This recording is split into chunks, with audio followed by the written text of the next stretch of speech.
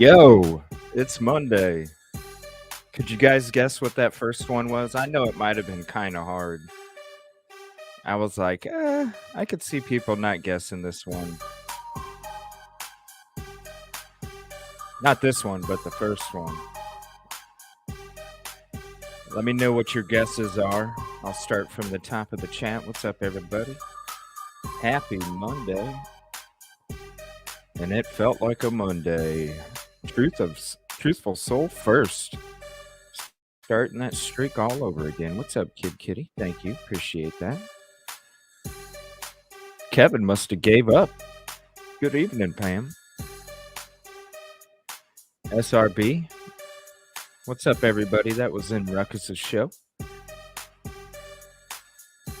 Oh, what a disturbing case, man.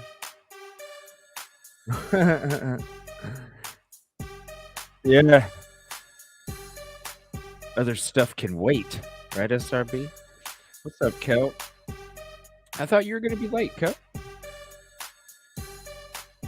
Uh-oh. Butterfly.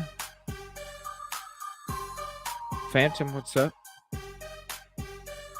Hello, all you humanoids. As always, Bautissimo. Thank you.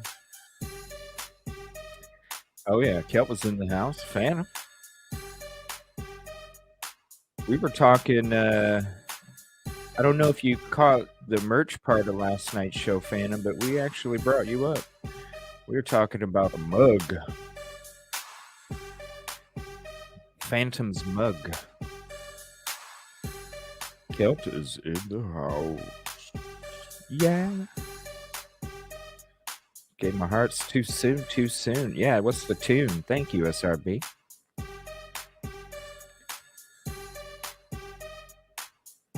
Aw, look at that. That's a cool bench name. Heck of a day bench. That's right. Ugh. Yeah. What's up, Jinx? You're such an amazing mod for Ruckus. And for everybody, for that matter. Amazing lady right there, Jinx.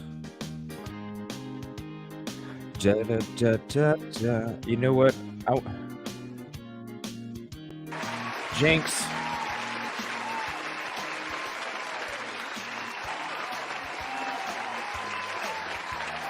Jinx.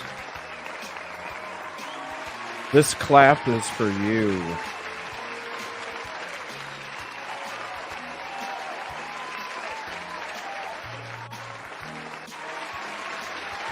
That clap is for you.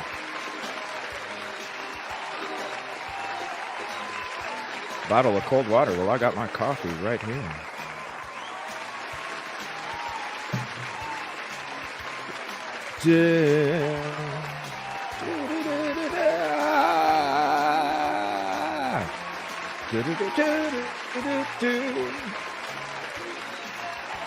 Oh, stop, Pam.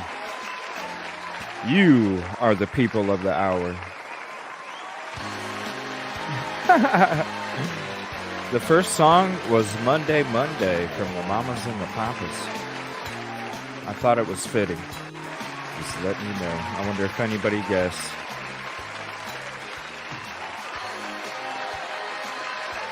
So sad and lonely. Sad and lonely, sad and lonely, sad and lonely.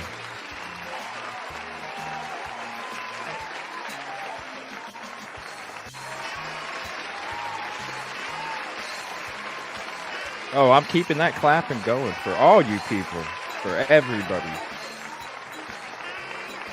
I appreciate you guys so much. You have no idea. It is good. It's good to see you. Oh yeah, for sure. For sure. I can't catch much, but I was like, you know what? I seen he was on. I'm like, I'm gonna be on lit. Chilling back, listening, typing in here and there while I'm doing my prep.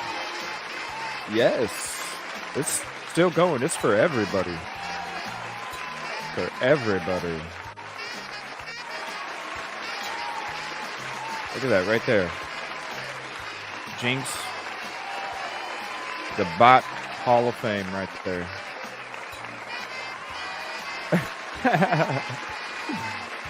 Yes, he did. This is David Lee Roth's song right here. It's called Gigolo. Yep, somebody put it in. There it is, right there. Nobody. What's up, Cassie? Bop, bitty bop. Ain't got nobody.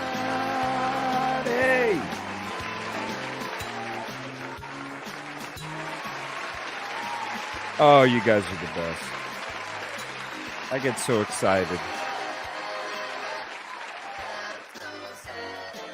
I get so excited when I get to hang out with you guys. Yeah. All right, let's turn this down a little bit. Da, da, da. He is such a showman. David Lee Roth, you know? He is such a showman. I mean, just go back and look at the music video that he did. I mean, just a showman.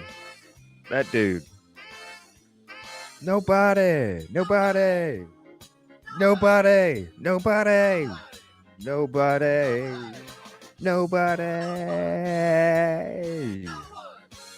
No.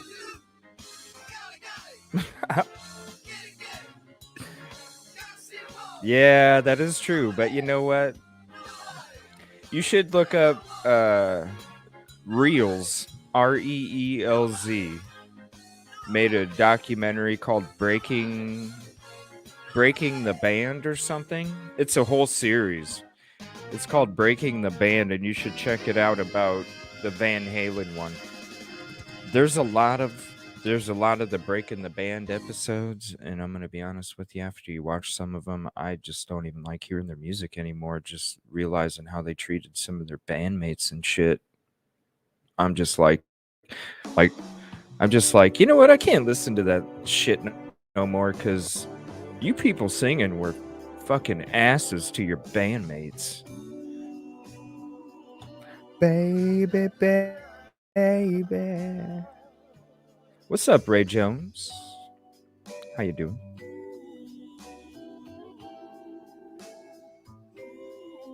Don't check it now.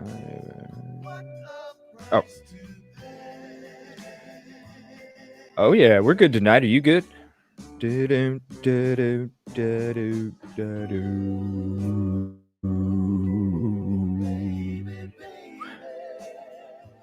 Ba boom boom boom boom. Boom boom boom boom boom boom boom. Oh, I love it. Just fucking around, y'all. I had to go high like David Lee, and I had to go low. Got a shit ton of nails today. Cassie, we need to get together on Wednesday so we can make you some videos. If you want. Speaking of, I'm going to throw it up there again. If anybody is not busy, I'm thinking Friday around 2 o'clock Central is what I'm thinking right now, but I'll have a specific time set tomorrow before the show. I will have a notification out for this Friday afternoon. Cassie is going to be on the first episode of Unexplored, Lost, and Unsolved with me. So I can't wait for that. If you ever want something made that I've never seen done with, let me know. Of course. We got to get you a store set up, man. Ooh, baby.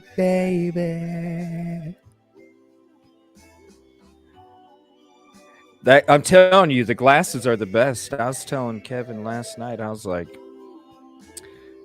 dude, that's my favorite shit to sit and watch is that laser shit. Thank you, SRP.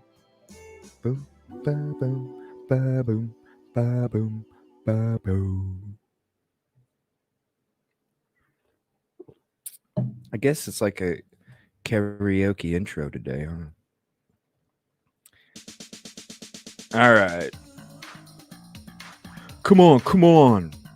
Feel it, feel it. Come on, come on. All right, we're going to get into this NewsNation special from last night. They had a Q&A about Idaho 4, and you're more than welcome to join the panel. They had a Q&A about Idaho 4 and Lori Vallow, and I figure, you know what, since we cover both of those cases, let's go ahead and chill back and watch it tonight. So we're going to check that episode out first, the first of the show, and then the second half of the show, we got Kel wants to talk. Is it cool? Are we doing that crime circus thing, Kel? Let me know. We're gonna be going through. I got the PCA finally out of the treasure chest there. That's all unorganized. I got the PCA pulled out of it. Got some other stuff saved when it comes to either case, so we can cover either case after that, since it's going to be since it's going to be a show about these cases. What's up, man? Not much. Just hanging out in my barn. Just hanging out in the barn. Yep. Got some new pen kits in today to try out. So I was all like, "Oh, goody!" So I hold on, I couldn't hear you. You got some what? I got some new pen kits in, and since I overslept for everything else today, because I woke up at 10 till 4. Made a few people angry, but whatever. Yeah. No, this is not from Boogie Nights, Kel. What's up? Truthful Soul. Gosh.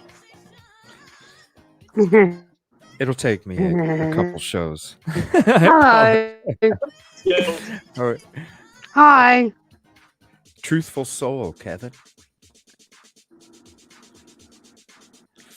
What's up? I thought that looked like Skittles Riddles picture. It is, but she changed her name. Look, I have to take the message away. Truthful Soul. It is. She's the one that got first today. Speaking of Kevin, I didn't. Passed out to the world for like 12 hours. Oh, okay. I was gonna say maybe you gave up because everybody else was stealing your thunder lately. I was just trying to get people. But since you're going to be like crickets. Crickets. Yeah, I'm used to getting that when I try to be funny. Oh, Dre's in Vegas. Oh man, hopefully she's having a blast. Yeah, send Dre our love. Yeah, Mark Wahlberg is from Boogie Nights, but not the song. Sorry, I thought you were asking if the song. This is like from way back in the day. Come on. Feel it. How? Fine wine straight to vinegar. I felt it. I did not enjoy it. Kelt said, I aged past the fine wine straight to vinegar. Hey, Kelt, you got to go to the store. I'm just... Because if you do, you probably should get going in about 10 minutes. Just asking. So how's the move been, Truthful Soul? Was it... I know it was probably hectic, but are you all moved in? Is it getting stuff situated and such? How's all that going? Yeah, I'm now relaxed. It's going all right. Are you happy? Yep. Yeah. So, have you been able to listen into any of the shows recently? With this, some of them, a few of them. Kohberger stuff. Yes, I've heard about his court cases now. May the 25th for the I can't even pronounce it. The one before the actual court case. Yeah, the preliminary hearing. That's the Yeah, one. well, actually, I don't know. I've heard some more stuff today. I heard a couple things. I've heard that Mm, it's a hearing to see if um, the gag order is still going to exist. If right. somebody, what are they? What's that word? I'm having a brain fart. Where somebody doesn't follow the gag order. Oh, okay, yeah. But I've also heard it was the Goncalves family uh, Mm, trying to get a clear definition on what, because they want to be able to talk to their loved ones, but they don't want mm, to at the same time jeopardize the case because they're just trying to, you know, it's got to be tough to not be able to tell your own mm, like family members. You have to. yeah. It's a bottle cap, and I'm sure they need to talk to some of their family because Oh, definitely. you know. Because they'll be asking a lot of questions, the rest of the family, and they won't be able to know because of the gag order thing.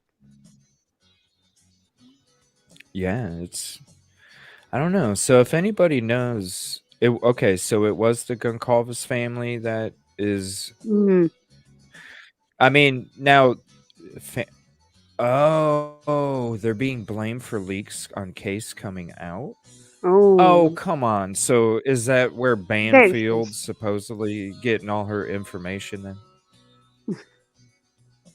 I mean, when the case was going on before they even had anybody arrested, I mm, totally for that guy. When they were doing mm, all the interviews with all the news stations and stuff. Remember back in the beginning, they were doing all the yeah, interviews, and him and his wife would. I mean, hell, we watched an old interview from December 3rd last night oh, where they wow, were talking about stuff.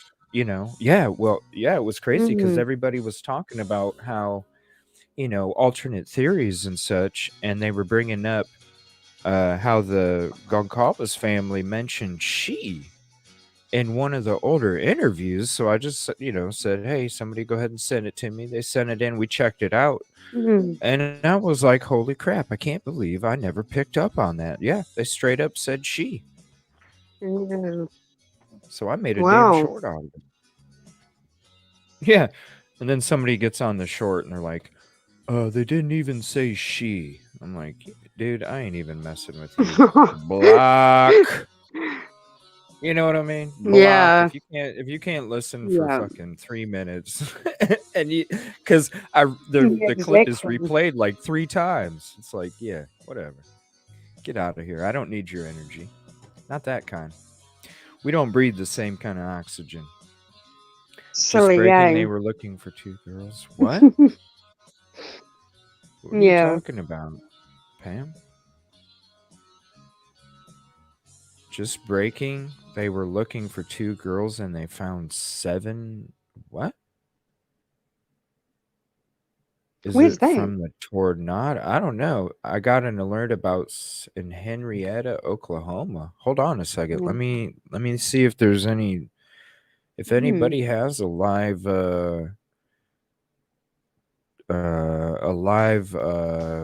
local news channel on YouTube or something. Send it to me. Otherwise, I'm gonna start looking here. mm, What the heck?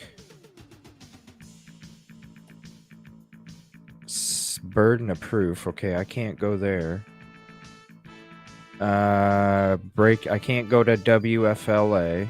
They will copyright your ass. Holy crap! I'm not seeing. Give me a second here. Fox News. I wonder if they're talking about it. Let me look.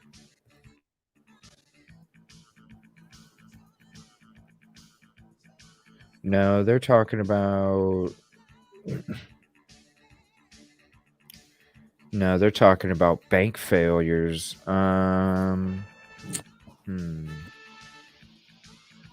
Does anybody have a... Yeah, dust storm. Does anybody have a link to the let's see, Oklahoma? Shit's been going on in Oklahoma lately. Oklahoma. I don't even know what the hell to look it up. Let's see.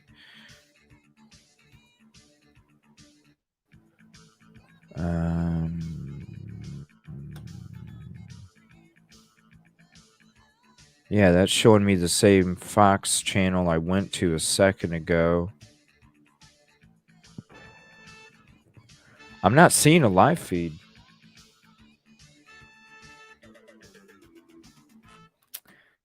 Let me see. There is something on it, though. We'll go ahead and check it out real quick. We'll stop the music.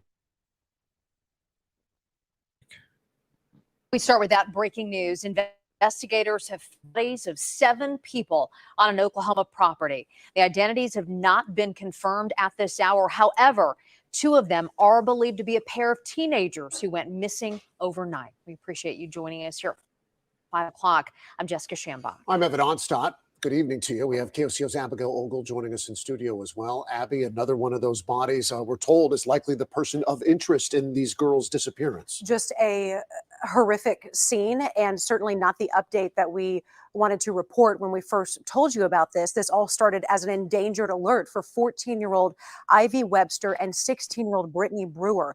They were last seen just after 1 a.m. overnight and into this morning. What? The girls were having a sleepover with a friend. That friend's stepfather, Jesse McFadden, is the main suspect in this investigation. What? He was actually supposed to be in court today for child What? and soliciting a minor. We've been looking into this. Oh He also my has a criminal gosh. history, rape convictions and larceny. Several agencies, including OSBI and the medical examiner, were at that property in Henrietta. What the fuck is he doing around kids? Exactly. What the fuck is he doing around kids? I'm sorry. Oh my goodness. Let me rewind that, because that was a lot of shit to take in. He shouldn't even be sorry. around kids. What the We Mm. start with that breaking news. Investigators have found the bodies of 7 people on an Oklahoma property. The identities have not been confirmed at this hour. However, 2 of them are believed to be a pair of teenagers who went missing overnight. We appreciate you joining us here at 5 o'clock. I'm Jessica Shambach. I'm Oh, Evan hold Onstott. Good evening to you. We have KOCO's Abigail Whoa, Ogle okay, joining hold us in on. studio as well. So these 2 went missing overnight? So he kidnapped them? And I wonder if the oh my gosh. Abby, another one of those bodies we're told is likely the person of interest in these girls' disappearance. Just Oh my a gosh. horrific scene, and certainly not the update that we wanted to report when we first told you about this. This all started as an endangered alert for 14-year-old Ivy Webster and 16-year-old Brittany Brewer. They were last seen just after 1 a.m. overnight and into this morning. We're told that the girls were having a sleepover with a friend. That friend's stepfather, Jesse McFadden, is the main suspect in this investigation. He was actually in court today. The father? What? I'm sorry. This is... We're told that the girls were having a sleepover with a friend. The girls were having a fucking sleepover? That friend's stepfather, Jesse. That friend's stepfather.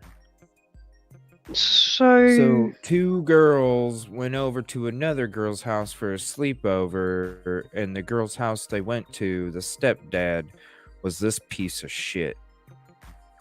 what the? Oh Okay, my so what the goodness. fuck was he doing around kids, right? Exactly. What? That is just, oh my gosh.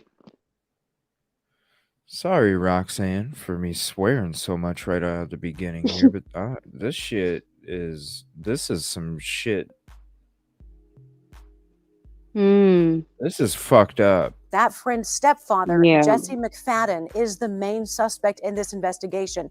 He was actually supposed to be in court today for child pornography and soliciting. My Oh my God. We've been looking gosh. into this. He also has a criminal What history, the?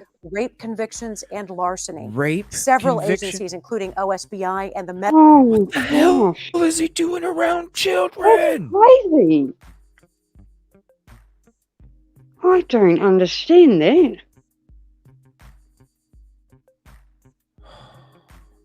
Oh my goodness. And now there's 7 bodies? Medical examiner were at that property in Henrietta for hours. Oh my god. Just after 4 o'clock today, the Oklahoma Highway Patrol canceled the alert that they initially sent out. Oh, The man, initially I heard determined about the that. victim's Wow. identity. Investigators have not confirmed that this is Ivy and believe that the missing girls were found there along with the suspect Jesse McFadden and 4 other people who have Oh still my yet to gosh. be identified. 7 bodies in Oh, total. The whoa. medical examiner will determine Okay. all of their identities. You still couldn't tell us if they were adults or freaking children?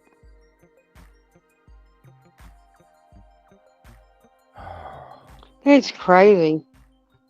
This is thank you, Pam, for the link. This is a live feed here. Or it was. Oh, I can't play this. It's WFLA now. I can't play that. They'll strike my ass.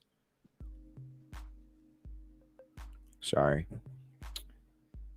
Let me see if I can find another live. Why is there no live news source covering this right now? Like there is on maybe NBC News? No. What was that other channel? Fox? Let me see if I can find some other clips here.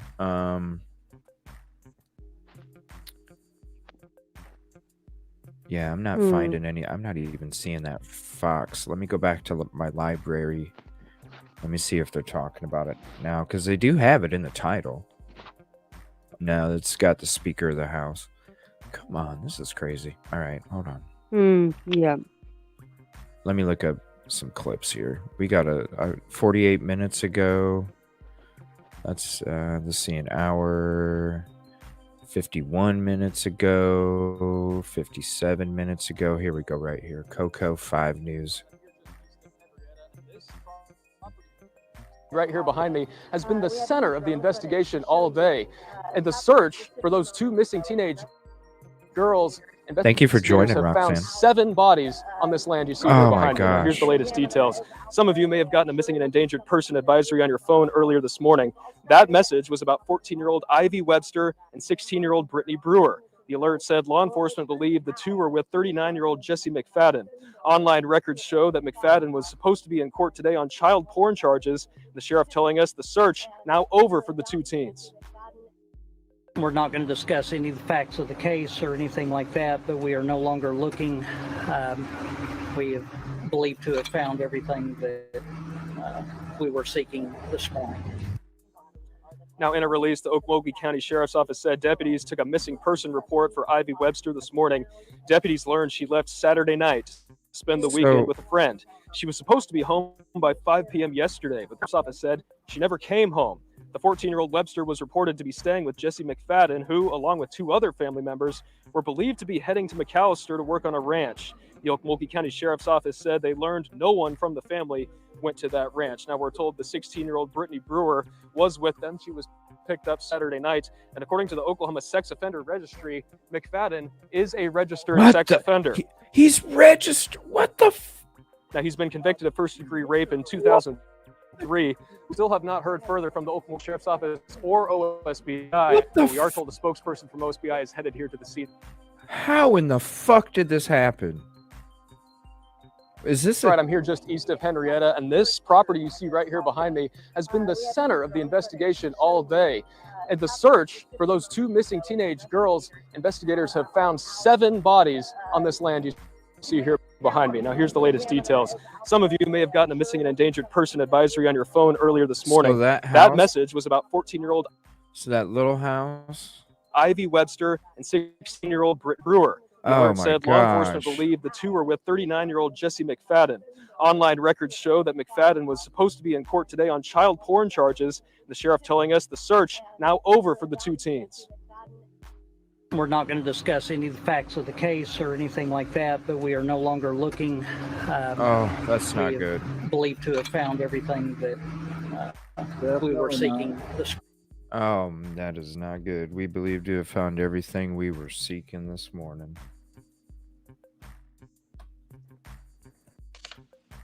Oh. How in the hell did this happen? How does a registered sex offender that's been convicted of frickin' rape end up hosting a frickin' sleepover of young fucking girls? Potential of his wife not knowing or not finding out or doing research.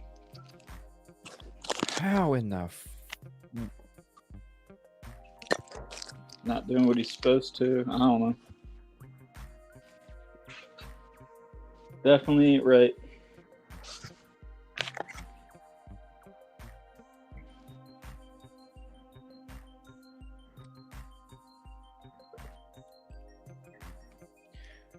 I don't know what to say.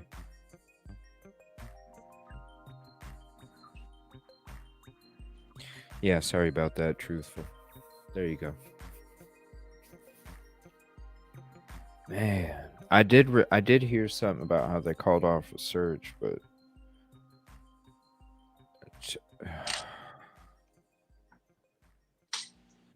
man, yeah, if anybody, who fucking knows, man? My guess is he knew he was going to go back to jail because he had court. So he probably knew or figured he was going to go back to jail. And man, how in the hell was he able to be around kids? I'm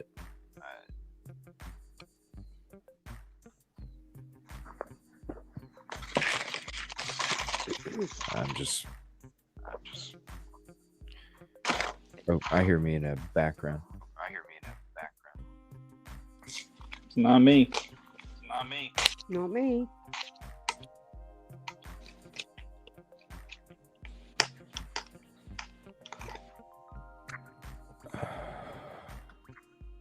Man. Can you guys hear It's me? definitely Echo? Yes. No, you're not echoing. I can, but I only have YouTube open, so and I go through YouTube to go through here. It cancels the app out. Yeah. Yeah. Yeah, everybody else hears an echo. Oh. All right, I'm going to keep talking and I'm going to mute. Well, Kevin's already muted. Oh. Yeah, it's not me. So let me talk now. And do you guys hear? I don't hear an echo. It's coming from your feed somewhere, truthful. I don't hear an echo anymore. Did she mute? Yeah, it was muted. I mean, did she mute Okay, herself? I don't. Wait. Yeah. Let me see if there's another clip here. Yeah, I hear me echo again. Hi, truthful. Let me see. 7 bodies found.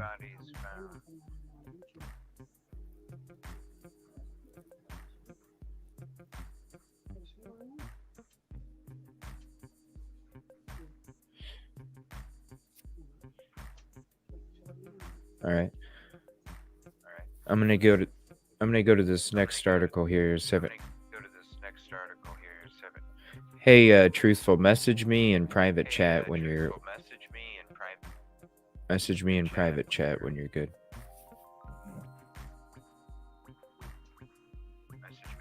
Hello?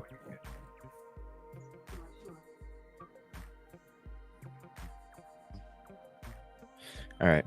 This is from 48 minutes ago. Covering news where you live. 5 Okay. News starts with breaking news. That breaking news happening right now in the town of Henrietta, Oklahoma. Police say they have uncovered 7 bodies in Hey, a home Truthful. today. Absolutely. You'll have to figure out the echoing thing. Or... All right, see if you can figure that out, please. Gruesome. Investigators say they found those bodies while searching for 2 missing teen girls. Here's what we know. Henrietta is about an hour drive south of Tulsa. A medical examiner is working to identify those victims. The sheriff says the discovery was made after an endangered person advisory was issued for those 2 teenagers who were reportedly with a convicted sex offender named Jesse McFadden. We're still conducting an investigation. We're still following up the leads, still doing everything that we can just in case there's something that is left open. We don't want to miss anything, so everybody's still actively going. The Oklahoma State Bureau of Investigation is handling this case now. We'll have any developments as they come through on your 5 News at 10.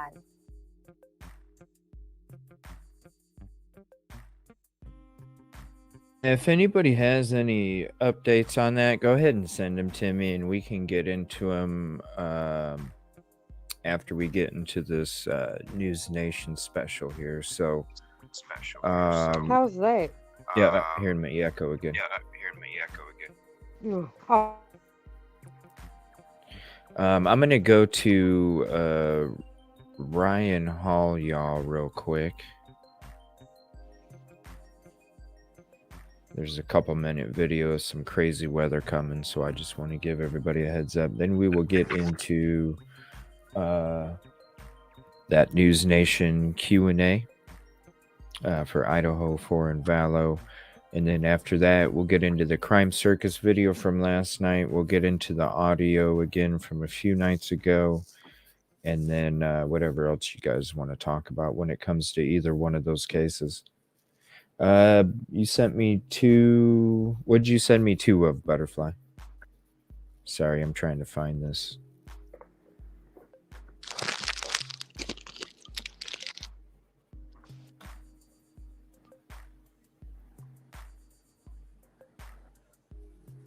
Man, this is taking forever.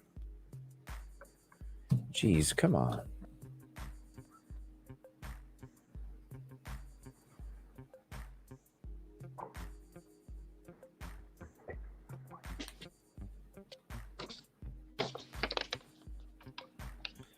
This is ridiculous. 3 weeks ago? All right, hold on. I'm switching folders. This thing is taking forever.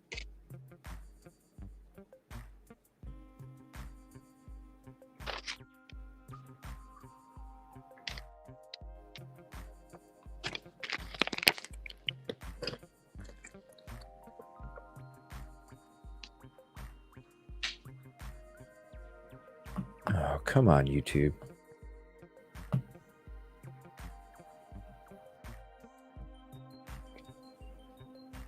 This is why I'm happy I don't need videos for my channel.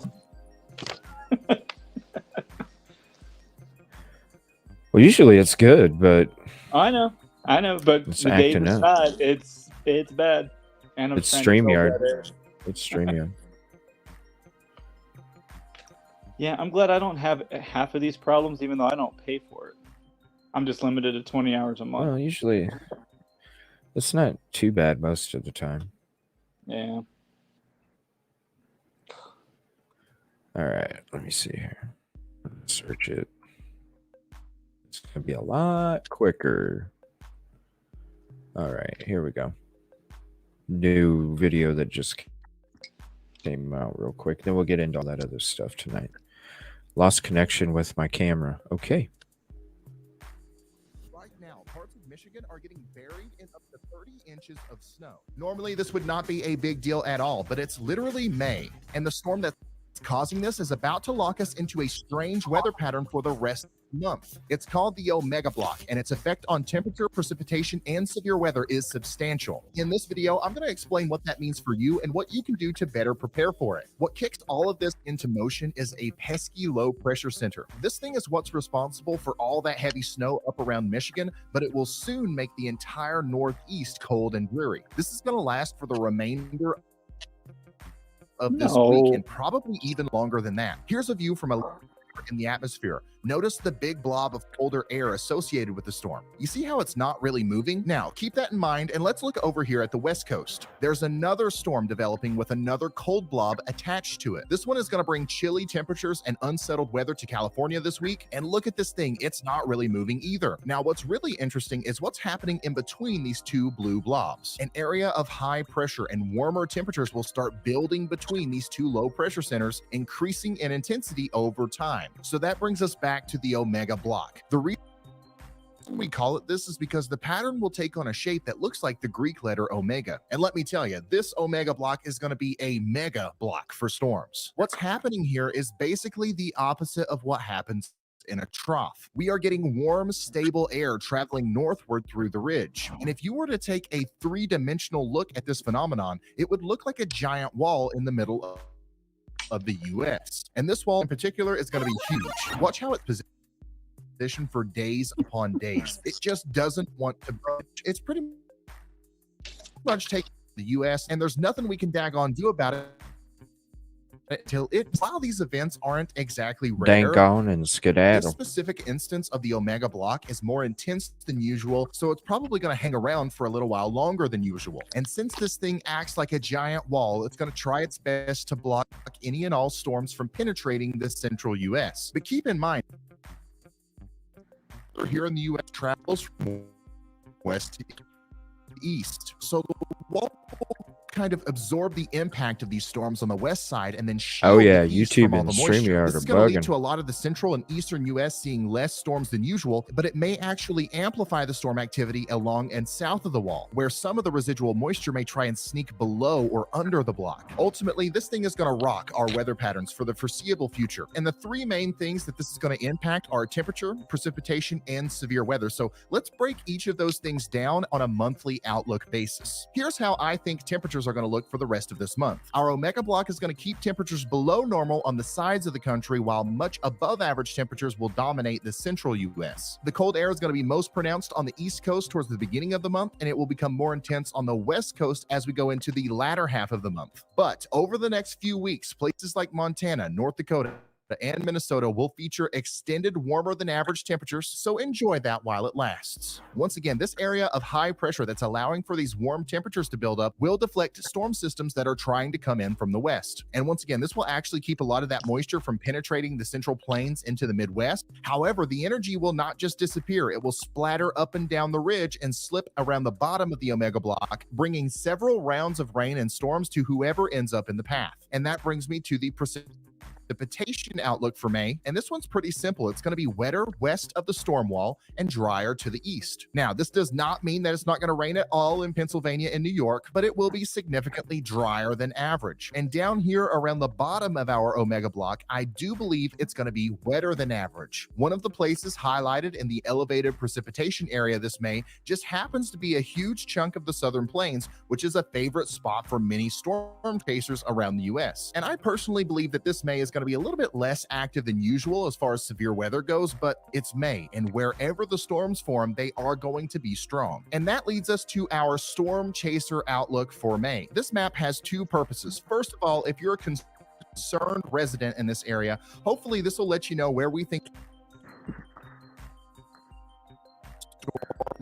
weather will occur this month. And second, if you are a storm chaser, this is going to give you some guidance as to where you should book your Airbnb for your upcoming chasecation. So the general outlook here is quite similar to the precipitation outlook. Since a lot of the storms will be sliding under the Omega block, we don't expect a lot of severe weather in the Great Lakes region or the Northeast. Now, does this mean that we're going to have no severe weather up here? Absolutely not. It just means that I think the chances are a little bit lower. Here in the yellow, we expect a slight increase in storminess through May. Same here in the orange, except the storm frequency and intensity might be a little bit more concerning at times as these storm systems start to hit the wall. And then there is the red.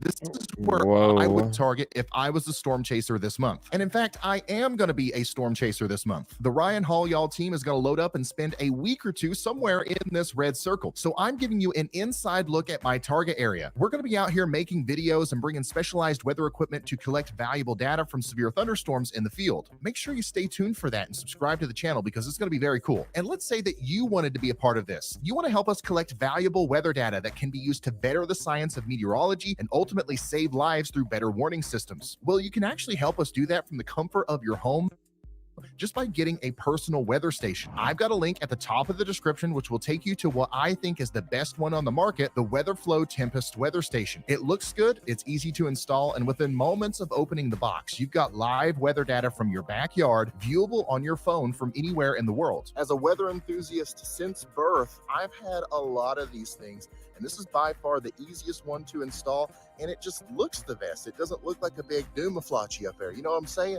This thing has built-in lightning detection, pressure sensors, and pretty much anything else you could expect from a weather station. And it logs all of this data very nicely for you on these graphs, which keep up with everything forever. You can go What back did he and look at say? any A of this stuff at any point doomaflachi? in the future. And here's the kicker. Not only do you get access to this very useful data in your personal lives, but if you opt in, you can share it with me and the National Sounded like Weather that. Service. It sounded like you said doomaflachi. I Yeah. don't know. He's got a lot of weird names for shit. What's up, Ruckus? Take you to the website and make sure you use the code SAVE5 at checkout. Good show so that you earlier, can my save friend. 5% on this thing. This code is only going to last. We're just checking through the out month quick of weather May, so make update. sure you get it while the getting's good, okay? And that's all the weather that I have for you today. Thank you guys so much for watching. Huge shout out to all of our members and of course. Yeah, we always got to watch a Ryan Hall y'all episode here or there. Just to keep up on all this crazy ass weather we got going around in this freaking world. Yeah, great. Man, that was jeez, that was a crazy case you guys were talking about, Ruckus. Oh, jeez, Kel. Dang. Thank you, SRB. Go ahead and show that on the screen. What's up, Kib Kitty?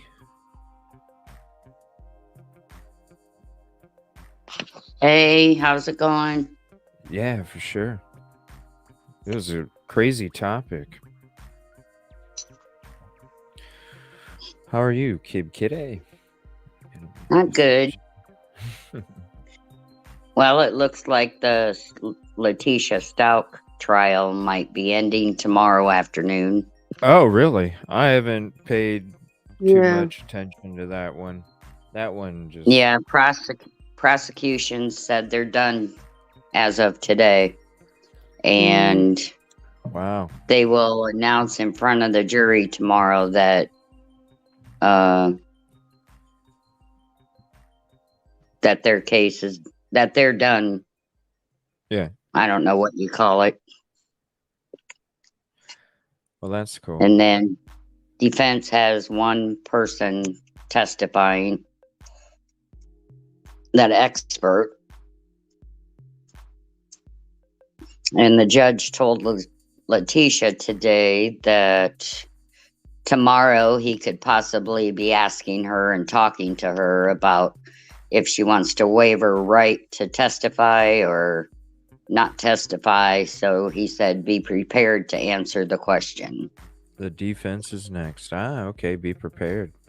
Letting her know. Think about it long and hard overnight, huh? Yep. Think about if you're going to testify or not. You think she will take the stand? You think she's crazy? I have enough? no. She's a narcissist. Probably. She's a narcissist.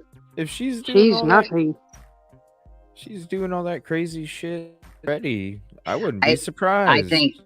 I would not. I think in her mind, she thinks if she testifies, she will prove she's innocent. In her mind, right? Come up with all these reasons and excuses that just ain't gonna make no damn sense because you ain't made sense this whole fucking time, lady. Right. Whoever the you judge think's called, gonna believe your bullshit, you know? The judge called both her lawyers and a law enforcement guy in the courtroom to come to the sidebar because of behavior of her and one of her lawyers today. What does that mean? When What'd prosecution they do? was questioning a witness, he interrupted, stopped, and said, I really can't concentrate with these two over here laughing. They were laughing? They were laughing. Wow. Yeah. You rock too, man. So what? These guys just don't give. They just ain't gave a fuck about this case from the get-go? They didn't want to do it in the I have first no place? idea. What the heck? Yeah, that's a good show. Very interesting topic. Definitely go check it out if you haven't checked it out. His latest episode streamed it a couple hours ago. Man, just to think, you're a DoorDash driver, you go to make a delivery, and the next thing you know, some shit like that goes down. Is that what Ruckus's show was about today? Yeah. Oh, I missed it. Crazy shit. I'll have to go back and watch it. Yeah, definitely hit up the replay.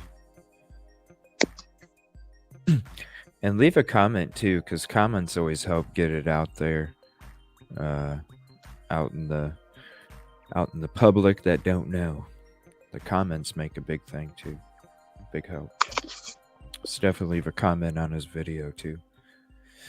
So we got this NewsNation. It's got Brian Netton on it.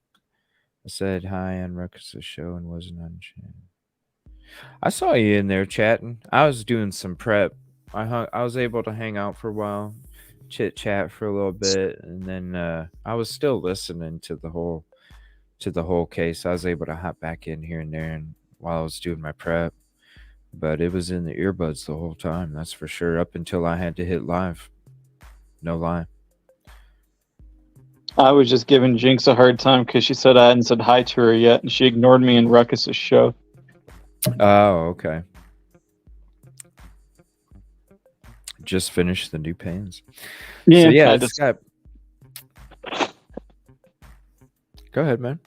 I just finished those up and had to switch to the phone I normally use for this because my personal one, I need to do too much on it right now. So now I can finally be on chat again. Lies. Jinx Howard. All right. So are you in here still, Kel? Do you got to go to the store? Because if you got to go to the store, you'll probably want to go to the store now because who we're going to be watching. You always have to go to the store, Kel. So. Just saying. I warned you a little bit ago that if you had to go to the store, you should get ready to go to the store. Oh, thank you, Jinx. I appreciate that. Yeah, and yes, she was. I was a witness. All right. We're going to be going into that. Jinx's, yes. We gave her a huge round of applause and everybody else a round of applause at the beginning of the show. I just want to thank everybody for your support. I appreciate you. And, this stuff we do is amazing, We can have people across the pond, we could have people, and we could all connect and build a community, and it's really awesome. So I just want to thank everybody for that. Just I count. All right, I guess you don't have to go to the store. All right. Let me see here. I got to fix my camera when we start this damn thing. For some reason, it keeps disconnecting from StreamYard.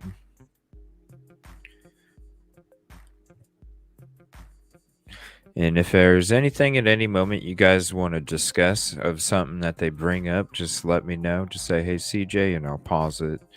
That way we can hear what you have to say. Give me 1 second here. We'll turn the closed captioning on. Volume is up. Hit the like. All right. It's Brian Netton, Jennifer Coffendoffer, Tracy Walder, Jesse Weber from Law and Crime, and then somebody else in a ball cap. I'm not sure. Wow, this is going to be an interesting panel. All right, I think we're live. This is my first time doing one of these Oh, cool. StreamYards, so I'm just going to kind of go with it. Hey, everybody. Whoa, how in the hell does his StreamYard look like that? We How does can't his- see it. How does his StreamYard I was look about to like say that? that. If we're supposed to be seeing something, we can't see it, man. Oh, fuck. It says viewing. All I on see one is us four. All right, hold on. I've been messing with these custom layouts. There we go. Oh, wait, we're covering somebody. Hold on. What about this? That's probably better. Yeah. That one right Look- there? Yeah. that looks Looks good right to there. me. Yep, that shows everybody. Yeah. All right. He looks really good. All right, I think we're live. This is my first time doing one of these StreamYards, so I'm just going to kind of go with it. Hey, everybody. Thank you guys for joining us. Anyone who's tuning in on YouTube or Facebook or Twitter, we're super excited to have you here. You see it's me, Jesse Weber, Tracy Walder, Sarah Azari, and Jennifer Koffendorfer. I was super excited to put this group together. These are our legal and law and crime contributors at NewsNation, because you see them on NewsNation, but you don't always get to hear what they really think kind of in long form. You know how TV is, there's only so much time in every segment. So I thought it would be really fun to do one of these where people could really talk and answer your questions. We could take your questions live and talk about so many of the cases that we all care about and think about so much. Brian Kohberger, Lori Vallow, some others. So I know people are going to start popping on here in a second. I'm seeing it's live on Twitter, YouTube. Again, this is our first one, so bear with me a little bit. I'm on my way to Boise, Idaho right now, actually, to cover the Lori Vallow trial this week. My flight was delayed. I don't know if any of you live on the East Coast or in Florida, but there's like a ton of bad weather over there, especially this morning in Florida. So I'm kind of stuck in Denver right now, but I'm going to get to Boise in time to get in the courtroom tomorrow morning. So that's why my background's a little weird in this hotel room. But okay, I think we'll get started. Everybody, you guys hear me okay and everything? We're good to go? Yes. Sound great. Oh, Cuomo's Yeah. not on here. It's You all are so Koffendorfer Co. awesome. I'm so glad like you all are my friends and that we also work together at NewsNation, that you all are contributors. And I know all of your backstories. And don't worry, Kelt. This has nothing to do with Delphi. They're not going to ask Koffendorfer if Logan is bridge guy, okay? But I just kind of wanted to give each of you a minute to just kind of like share that We're with good. our viewers, because they We're see good. you on TV, but I don't think people realize like what badasses you are basically in your like professional career before doing this TV stuff. So Jesse, let's start with you. Talk cool. a little bit about everything that you've done beyond Look just at being that. like such a snazzy dresser, which I always comment on. Well, first I should say everybody's really disappointed if you read the press release. I'm not Jesse Waters. I know a lot of you were expecting that. Unfortunately, he's not here. He's got a prior commitment. So no, this is Jesse Weber. I've been with NewsNation now for the past 3-4 months, but I've been part of the network and appearing for about 1.5 years, 2 years. But my background is I'm an attorney. I practiced for several years. It was not for me. Sarah Azari, much braver than me, decided to stick with the legal profession. I went into broadcasting and anchoring. I've done a number of different jobs. I'm currently the anchor of the Law and Crime Network, which was founded by NewsNation's Dan Abrams. Oh, really? I'm also an anchor What? on Dan Sirius Abrams XM. I founded have a radio that? show called Always in Wow, Fashion. Dan With Abrams my father is all on over the 710 place. WOR. It's on podcast as well. Holy I've crap. done anchoring for local news like News 12 Long Island to CNN. And it was interesting, a different career path. I began in the law, wasn't for me, became a broadcaster, a presenter, an anchor, reporter.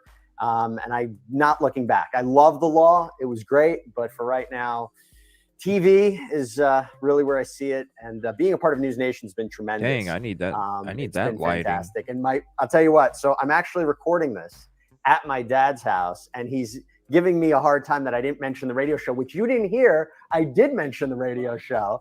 So there we go. But so that's just a little bit about me. And I know everybody on this panel, and it's great to be on this panel with everybody. Awesome. And you're also about to get married. So I am. We're excited about that for you. My fiance's here. She's falling asleep as I do this, but she usually falls asleep when I speak, so it's all good. Okay, Tracy, let's go to you. Hey, at least she's we there, were just right? chatting before this. You've spent the weekend with your 7-year-old at dance competition, so I think you're like almost relieved to be doing this right now. I like Yes, her so on this is quite NewsNation. the welcome reprieve. 14 hours a day for the past 2 days. So this is pretty great. Being here with everyone.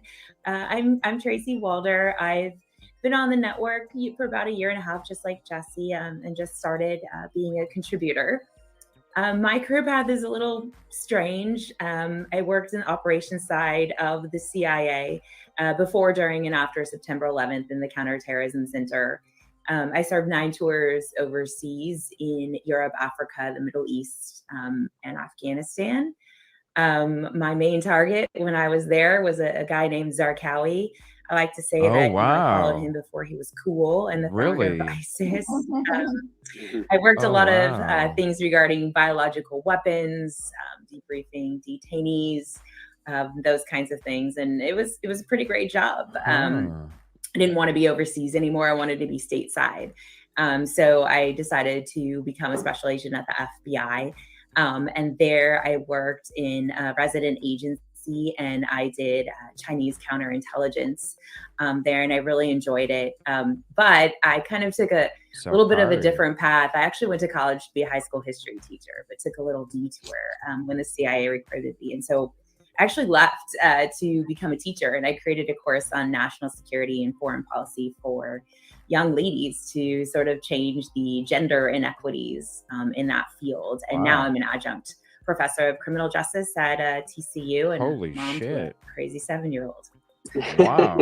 Yeah, and I remember when I first met you, or first started Holy talking crap. to you when you started appearing on NewsNation, I was like, wait, FBI agent and former CIA agent? Like, you don't meet a lot of those. So we're lucky to have you, Tracy. And Jennifer, Not to who I know mention a very, whole very bunch well, of we other first met stuff. during Wow. Gabby Petito, and I always think back to when there was this other former FBI agent that was supposed to meet me out there at the Bryan Laundry House. And I knew him very well, and I was very excited for him to come, and he couldn't make it.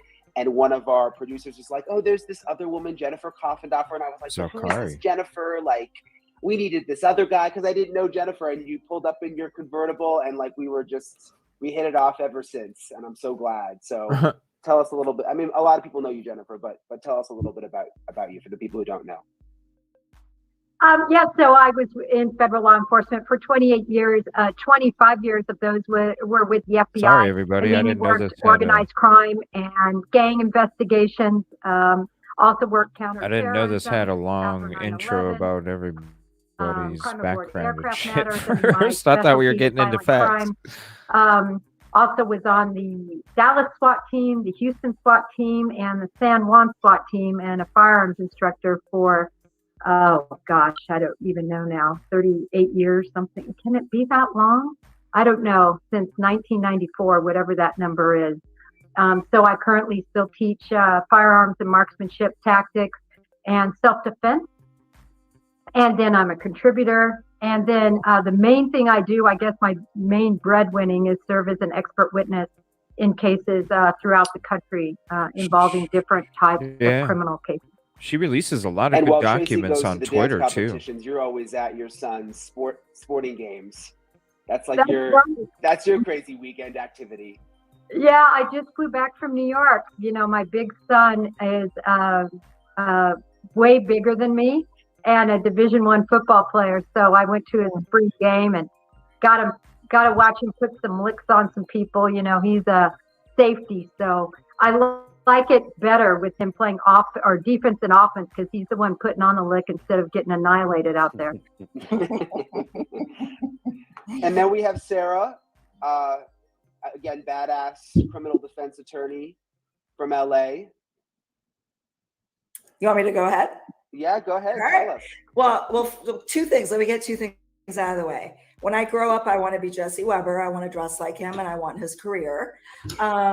And Jennifer Coffindaffer will not be called as an expert in any of my cases ever.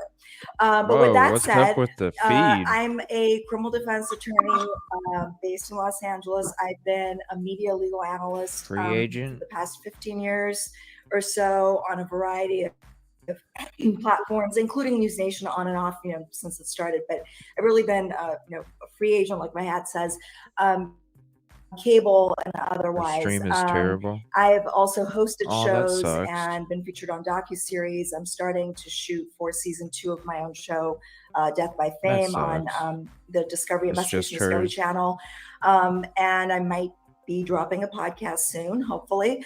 But more importantly, I think I take pride in the fact that I don't talk the talk, I walk the walk. I still practice law. My practice is both true crime and white collar. I handle federal white collar cases throughout the US from coast to coast, and criminal cases primarily in California. I've done that for almost 2 decades. I'm pretty old. And it's still my day job. I got to pay the bills. So my clients are really what make my practice most interesting. They range from the guy, or on occasion the gal next door, to police officers, to high profile individuals, and of course, being in LA, sometimes celebrities.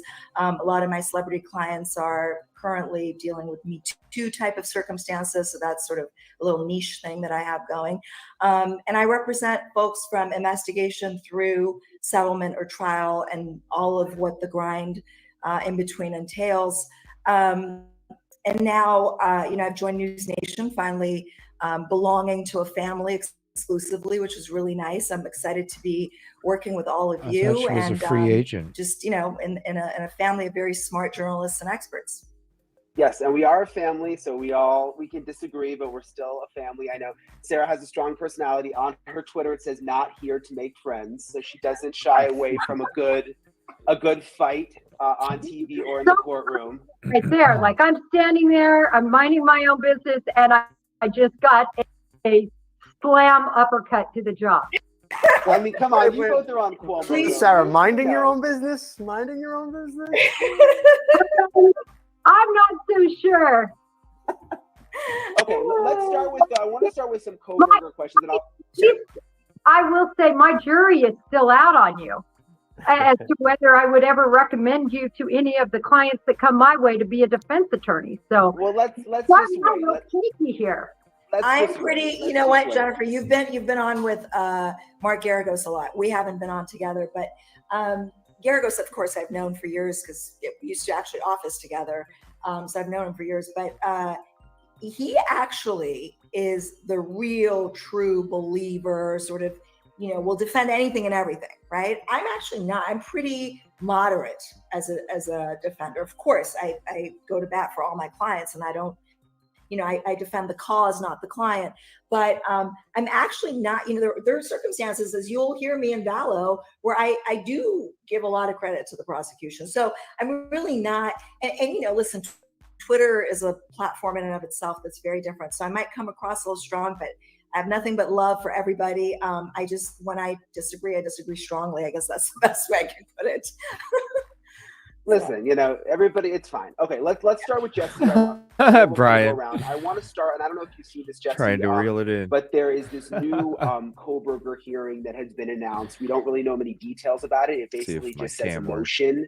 All right, we're getting to May the 25th at 10 a.m. info from what we know. I'm going to try to find out tomorrow. And right, hold on 1 second. I'm going to rewind it now that we're getting to the info here. That was crazy. At least it was only like 15 minutes. My way to be a defense attorney. There are circumstances, as you'll hear me in Vallow. And then we'll kind of go around. I want to start. I don't know if you see this, Jesse. But there is this new Kohberger hearing that has been announced. We don't really know many details about it. It basically just says a motion. It's on May 20th. By the way, I know this was from last night, and there's been a lot of stuff coming out today. So if there is any updates to any of this stuff, go ahead and mention it in chat. And if you have a link, go ahead and send me the link. I know this is from last night, and there's been a lot of shit coming out today. So 25th at 10 a.m. from what we know. I'm going to try to find out tomorrow and, get through to some people with the Latah County courts. But so we don't have any details. Do There it you is. have It's any finally insight working. into what this Jeez. might be? Any ideas? So no, I mean, look, I should tell you a lot of this case, we're trying to figure out what's happening because so much of it is sealed. I have heard reports that there's a question of is there actually going to be a preliminary hearing in June, or is this going to actually be a grand jury? And just to give everybody a little bit of insight in this, in Idaho, there would be one of two options for a defendant, right?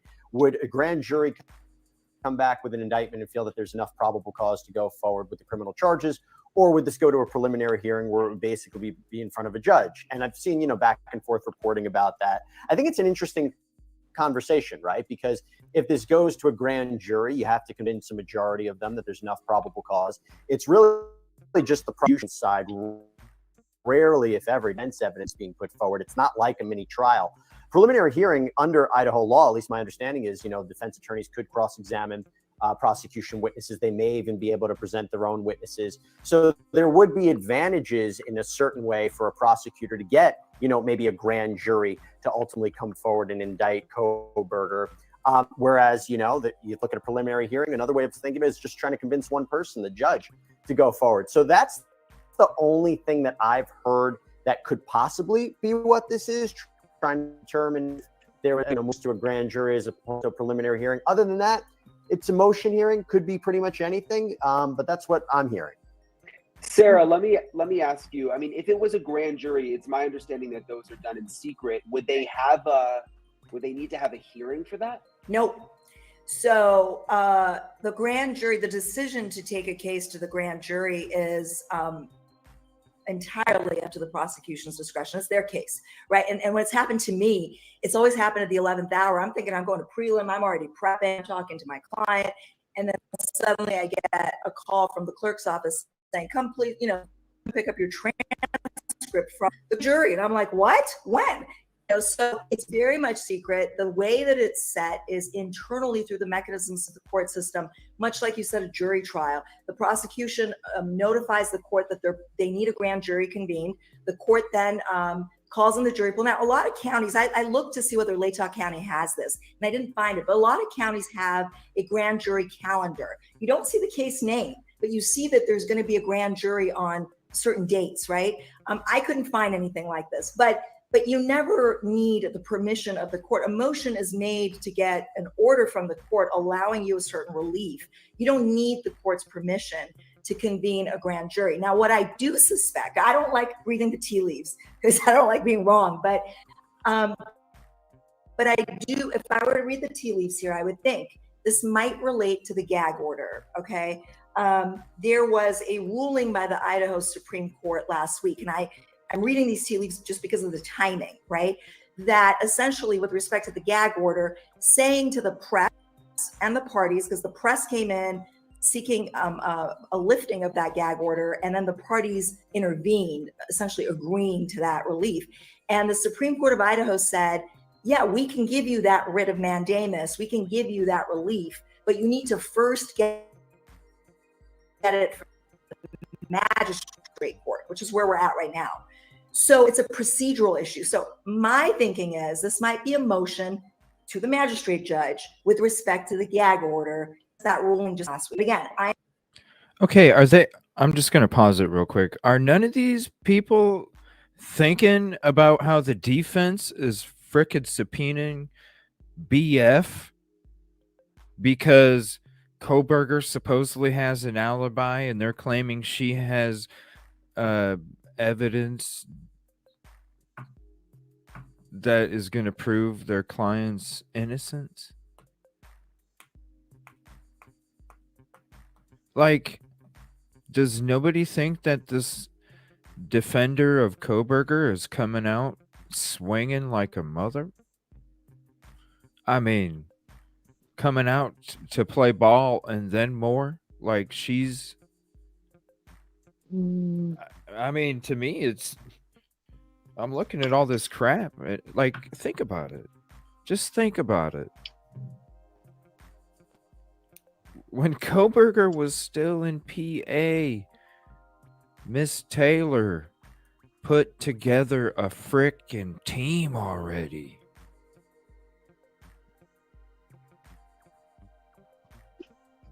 Look at the She prior is definitely, cases. she's definitely not going to go easy on anybody. Look at the prior cases. You know what? If you look at her prior history, it's a lot of Ellie technicality. Look at her private, look at her maybe we'll go into it some night. If you go looking, looking on your own, Ann Taylor, look her up. Look up what she's been able to do for her previous clients. Look up how she goes about doing it. It's all about the LE technicalities. What just happened recently with LE in that area? An internal affairs investigation.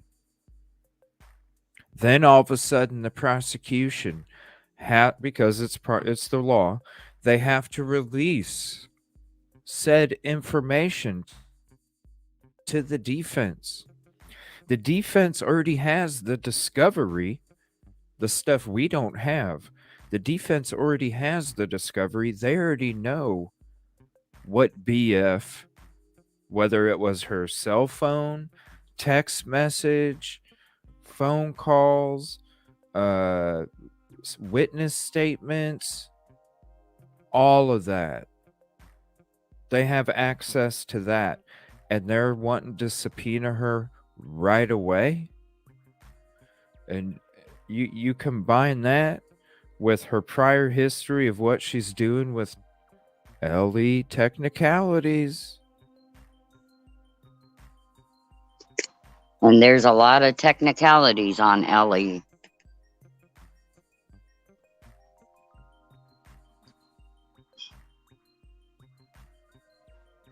Somebody typed some shit in my video from last night. I want to share this with you guys real quick while we're pausing this. I want to see what you guys think. I thought it was what's up, JSD? I thought it was a very interesting message that was left on one of my videos. Let me see here. Let me find it. Give me 1 second. It was a comment that was made. I was like, that's pretty interesting right here. This was from last night's show that we did. Phoenix wrote, the only way the grand jury can be brought on is by a prosecutor, which with what he pulled, of course, they needed someone to help, not to mention grand juries do not deal with homicide cases. A ping can actually ping up to 20 miles from tower cause a person was kidnapped only her phone did not ping at the tower it should have. Usually in these cases our dominance. Okay, this is the message right here. Yeah, look at this. I don't know how I feel about this thumbnail, giving too much glory to the killer because of my Kohberger picture. I'm like, dude, it's a fucking thumbnail. Whatever. What many people do not realize or paying attention to, Phoenix says, I'm a profiler, private investigator. The whole thing started, the IAD investigating was the cop shop / prosecutor was hiding info from the defense. They sent the sheath to the lab. Results on it came back, no hit. That is when IAD got involved because the prosecutor, LE, felt they did not need to let the defense know. They let go of people that should have been suspects. I think the Idaho 4 and Kohberger cases have nothing to do with each other. If LE did not have the DNA, how did they get the warrants? One thing that is always used in an excuse, man in black, naked man, different race. 90% of these types of unalivings are done by somebody you know or someone with authority. I thought that was a pretty interesting message. Pretty interesting message. I just wanted to share that real quick since we're on this topic. All right, let's get back to this episode. Is there anything you guys want to share real quick before we start back up? I don't know. I just, she's sitting here talking about this motion and stuff in this hearing, and I'm like, are you not paying attention to the defense and what they're cooking? Because they're cooking something. I feel. I mean, that's what I think. I don't know. Maybe I'm on my own or whatever. That's wouldn't be a first, No, but it definitely feels to me like they're cooking something. Taylor's up to something. Something. Yeah, It's obvious. definitely. Mm. It makes me wonder what they know about BF. Right. You Mm. know? That's true. See, that's the thing. They know We something. have no idea how much they have. The prosecution. We have no idea Mm. how much they have. No, we don't. But it's But yeah, like she's up to something. she's coming out. She's Yeah. cooking something. I don't know what the hell she's cooking. Like I said, I don't know the ingredients. I just know there's something bubbling. I can hear it. I just can't smell it. Mm. I don't know. Uneasy feeling Find about the out. case anymore. You know what I'm saying? Yeah, for sure. I even dug up the PCA from my file box, and I got that ready if we need to get to it tonight at any point too. Plus, I got the search warrant and the items seized from the home in PA from that. Thank you again, SRB. All right, we're gonna get back to this video. I'm surprised nobody's putting this into consideration here. I am timing, and the fact that I know that for a grand jury they don't need to make a motion. The only thing that I question about that is with the fight over the gag order, with the media coalition against the gag order. It's been like its own case. Like even on the Idaho website, it's like separate from the Brian Kohberger criminal case. So like, Fair why enough. would it say Brian Kohberger? I mean, this seems like it's a specifically Brian Kohberger thing. Right, but like Jesse said, you know, motions are made for just a garden variety of things, for housing issues. Right now, I don't think this is like a administrative sort of housing issue because there's notice periods in the statute when you set a motion, and this is so far out that I do think it's some sort of an evidentiary motion. It could very well be a discovery motion. The defense might be expecting certain discovery pre-preliminary hearing, and there's rules about what you get pre-trial versus pre-prelim. So it might be some sort of a discovery motion, something meaty that requires notices being given under the statute. But I don't believe it has to do with the grand jury, just because convening a grand jury does not require a motion or a court order. What do you think, Jennifer? I see you make it. Yeah, she's making. She's going like this and shit too. She's like, I'm shaking my head on two things. This isn't. I don't think it's about reading tea leaves in this situation. It's not going to be about the gag order. That is a separate issue, and that was sent down to a lower court. So there's a court. It could go to that appellate court. It could go to a different court. They did not specify the court. It said it should be addressed by another court. That's a separate issue, I believe. This is the Kohberger case. And on the Kohberger case, there has to be a motion for the grand jury. I agree with you. It is all secret. Anything that happens there, the witness, it's all secret. But there has to be an order. And I don't know. We were looking this up today, and I never saw anything that says that order could not possibly be contested in Idaho. I've read everything there is to read, particularly to Idaho, which is way different than the federal law, but specifically their 6E rule regarding grand juries. And I don't know if the order is necessarily secret. Remember, Sarah, they don't just convene grand juries. They prefer preliminary hearings. Of course. So I think it's, I'm not sure you're right, and I'm not sure you're wrong. Yeah, so two things. The Supreme Court specifically said the magistrate court needs to decide the issue about the gag order. I totally defer to you guys on it being separate proceeding, not the Kohberger case. But I'm just saying it is this court. It is the magistrate level that decides that issue. But I have not seen any rule specific to Idaho that says that you need a court order for a grand jury. So that's why I don't believe this has to do with convening the grand jury. However, I do believe it has to do with something substantive. And, you know, it could be discovery. It could be be any of those things. I posted Twitter that Tracy, they have.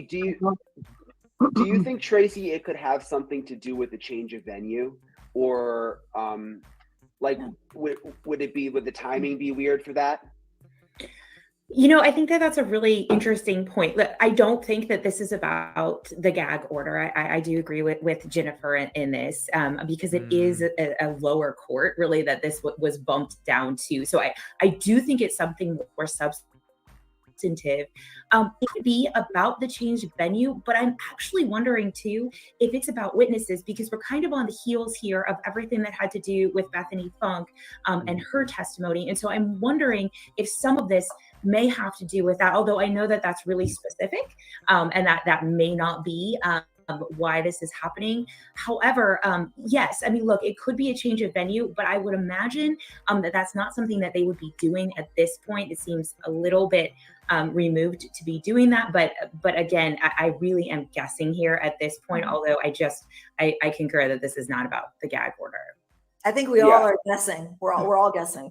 Yeah. And hopefully maybe we'll find out something more on Monday when the court's open and we can get maybe there's some kind of document or something, because it's just like a very basic line right now. Let's talk a little bit about Bethany Funk, because that was another big development this week.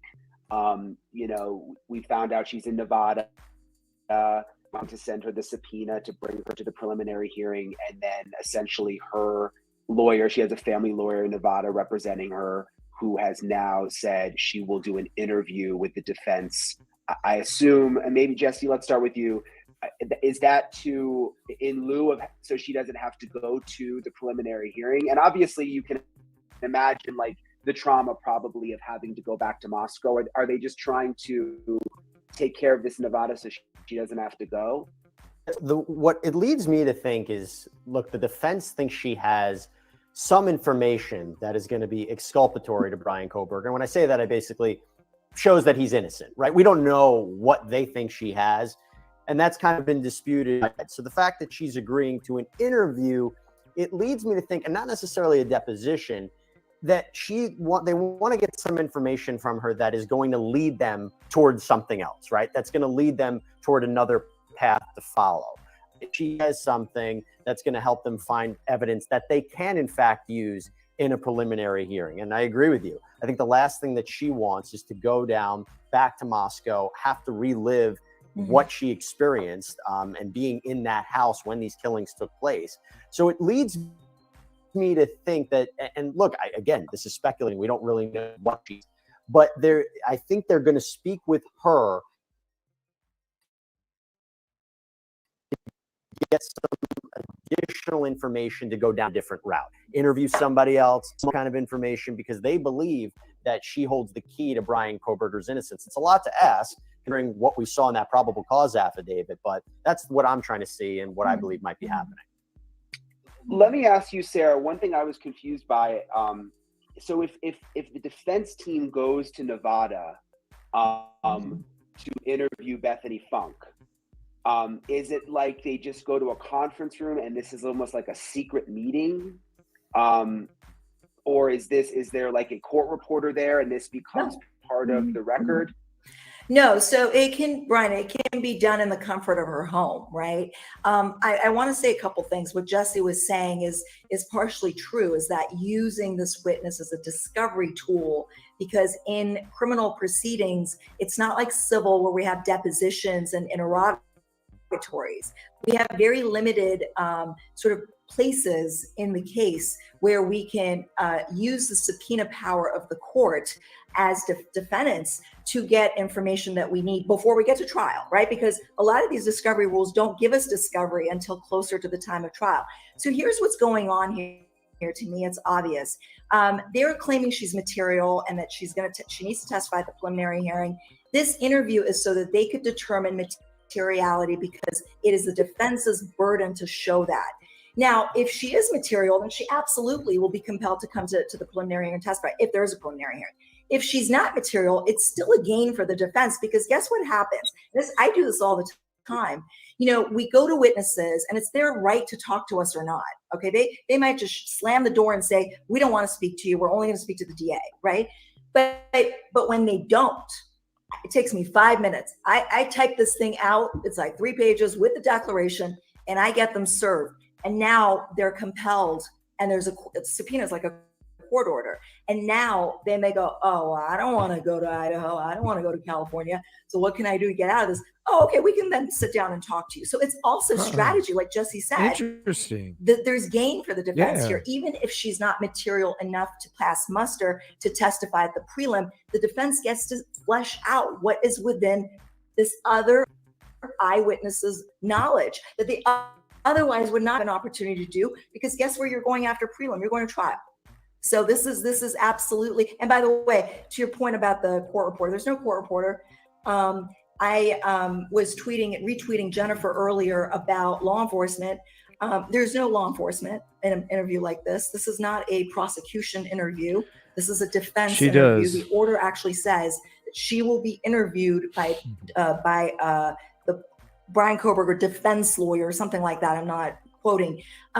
Now, defense lawyers don't want to become witnesses and sit in a room with the person with it, right? Because if they have to impeach them down the line, they don't want to be the ones that are taking the stand. So what we do is we take in a former law enforcement who is a licensed investigator, like somebody like Tracy or Jennifer, to be our witness. She does make so good that's points. pretty much how it goes. And the only way that we would produce that, if it goes in paper, if it's documented, I always tell my investigators, do not put anything down in paper until we Can talk. we hear other I don't people want talk? it down on paper because then I have an obligation to produce it.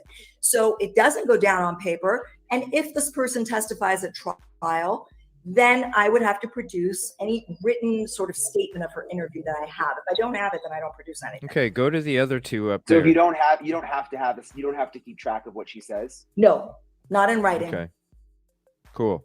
That's Switch. kind of shocking. So did Yeah. she? Switch. I mean, Tracy, does that surprise you? Thank you, And Brian. I guess in my Damn, mind, I dude. just keep thinking about Bethany and obviously feeling You bad should have for did that her, a question in a sense. ago, bro.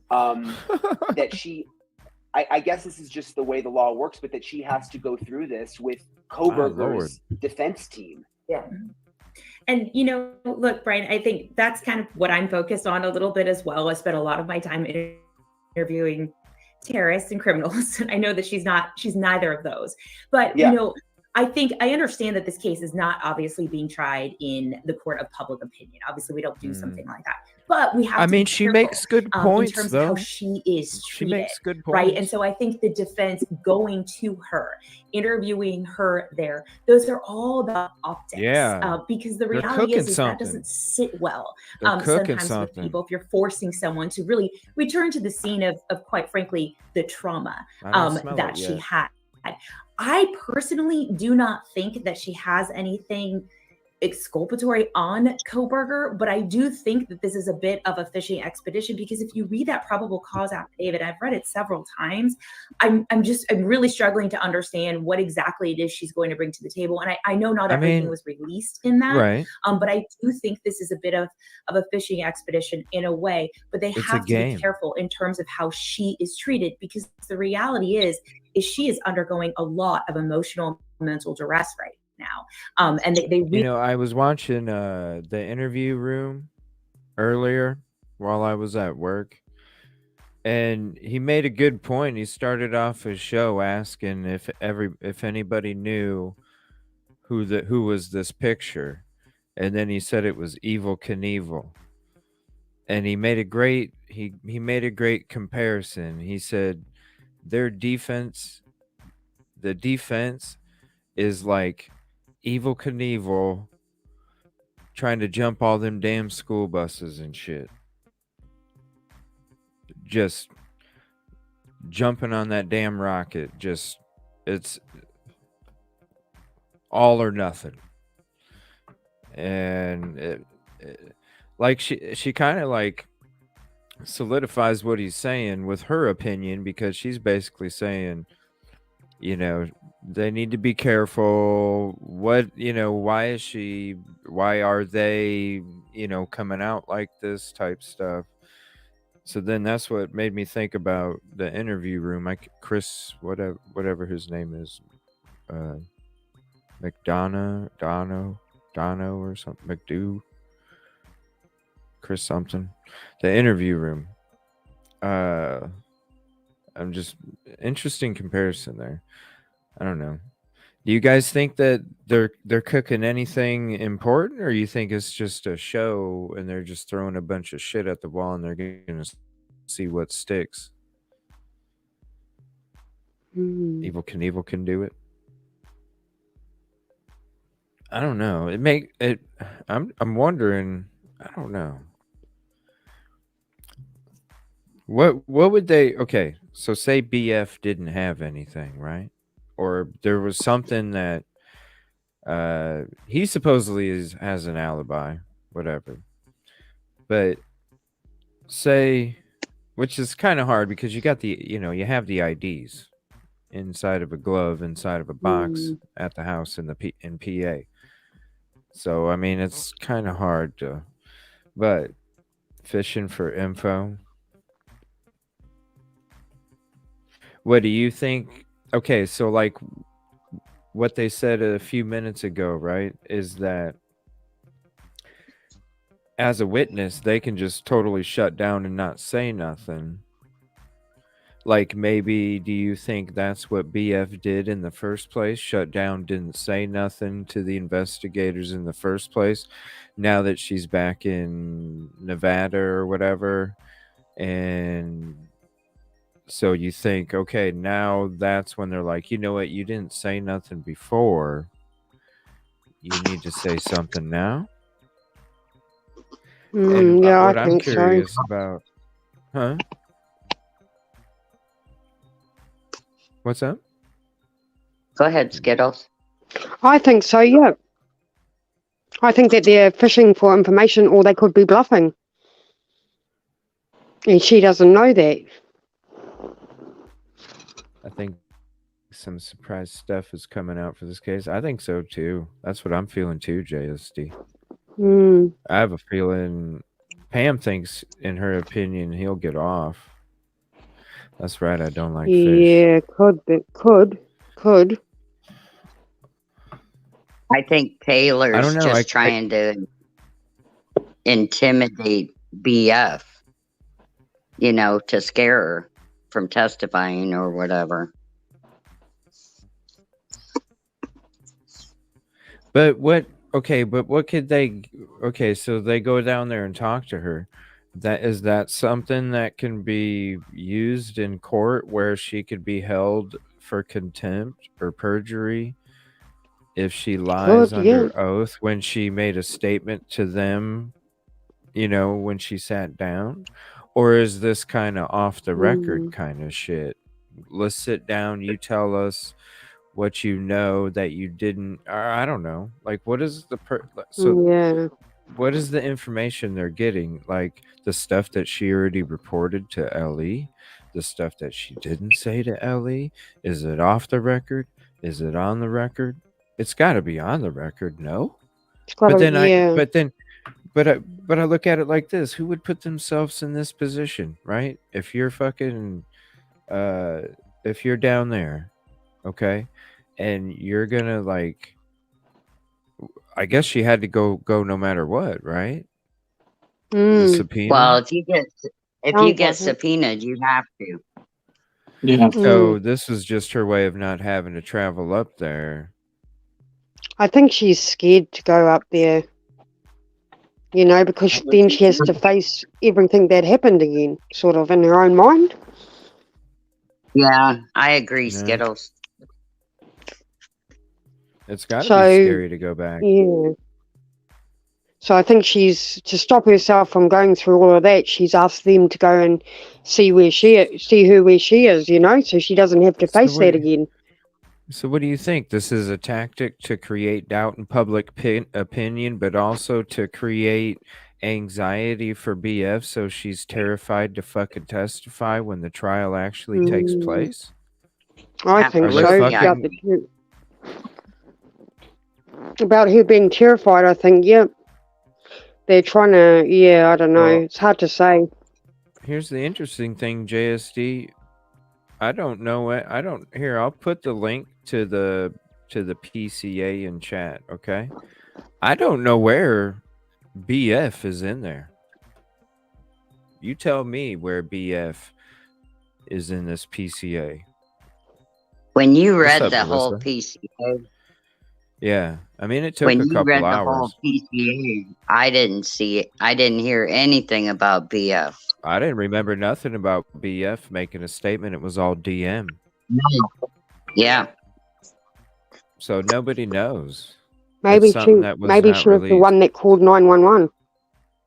Well, it's either, well, no, it was Hmm. actually one of the friends that showed up that actually talked to 911 because the roommate that passed out had initially dialed 911, and then the roommates that showed up, one of them picked up the phone and then talked to the 911 operator, and that's why they reported an unconscious person that was laying there passed I out. think it was Bethany that fainted. She was the one that went to go and call 911, but she fainted, and then so the friend or whoever it was grabbed the phone and started talking. It could have been, I don't know. I'm just Well, guessing, they I all walked suppose. in there. They had friends. Well, Hmm. they called their friends around 8:30 in the morning to come over to the house, and Yeah. then they called Ellie around 11:50 something, Hmm. 11:54 something like that. So they waited a couple hours. The crimes took place around 4 in the morning. Their friends weren't Hmm. called until 8 something in the morning, and then Ellie and EMS wasn't called until almost noon. Hmm. Yeah. So it makes you wonder, like what they were saying a second ago. Did she say, I'm not saying nothing, and got the hell out of town? I can't see them saying, okay, see you later, without saying anything. So they have, the defense has the discovery of everything. So is it something that was in the discovery that wasn't in the PCA that they're going after her about? I would hate to think that these defense attorneys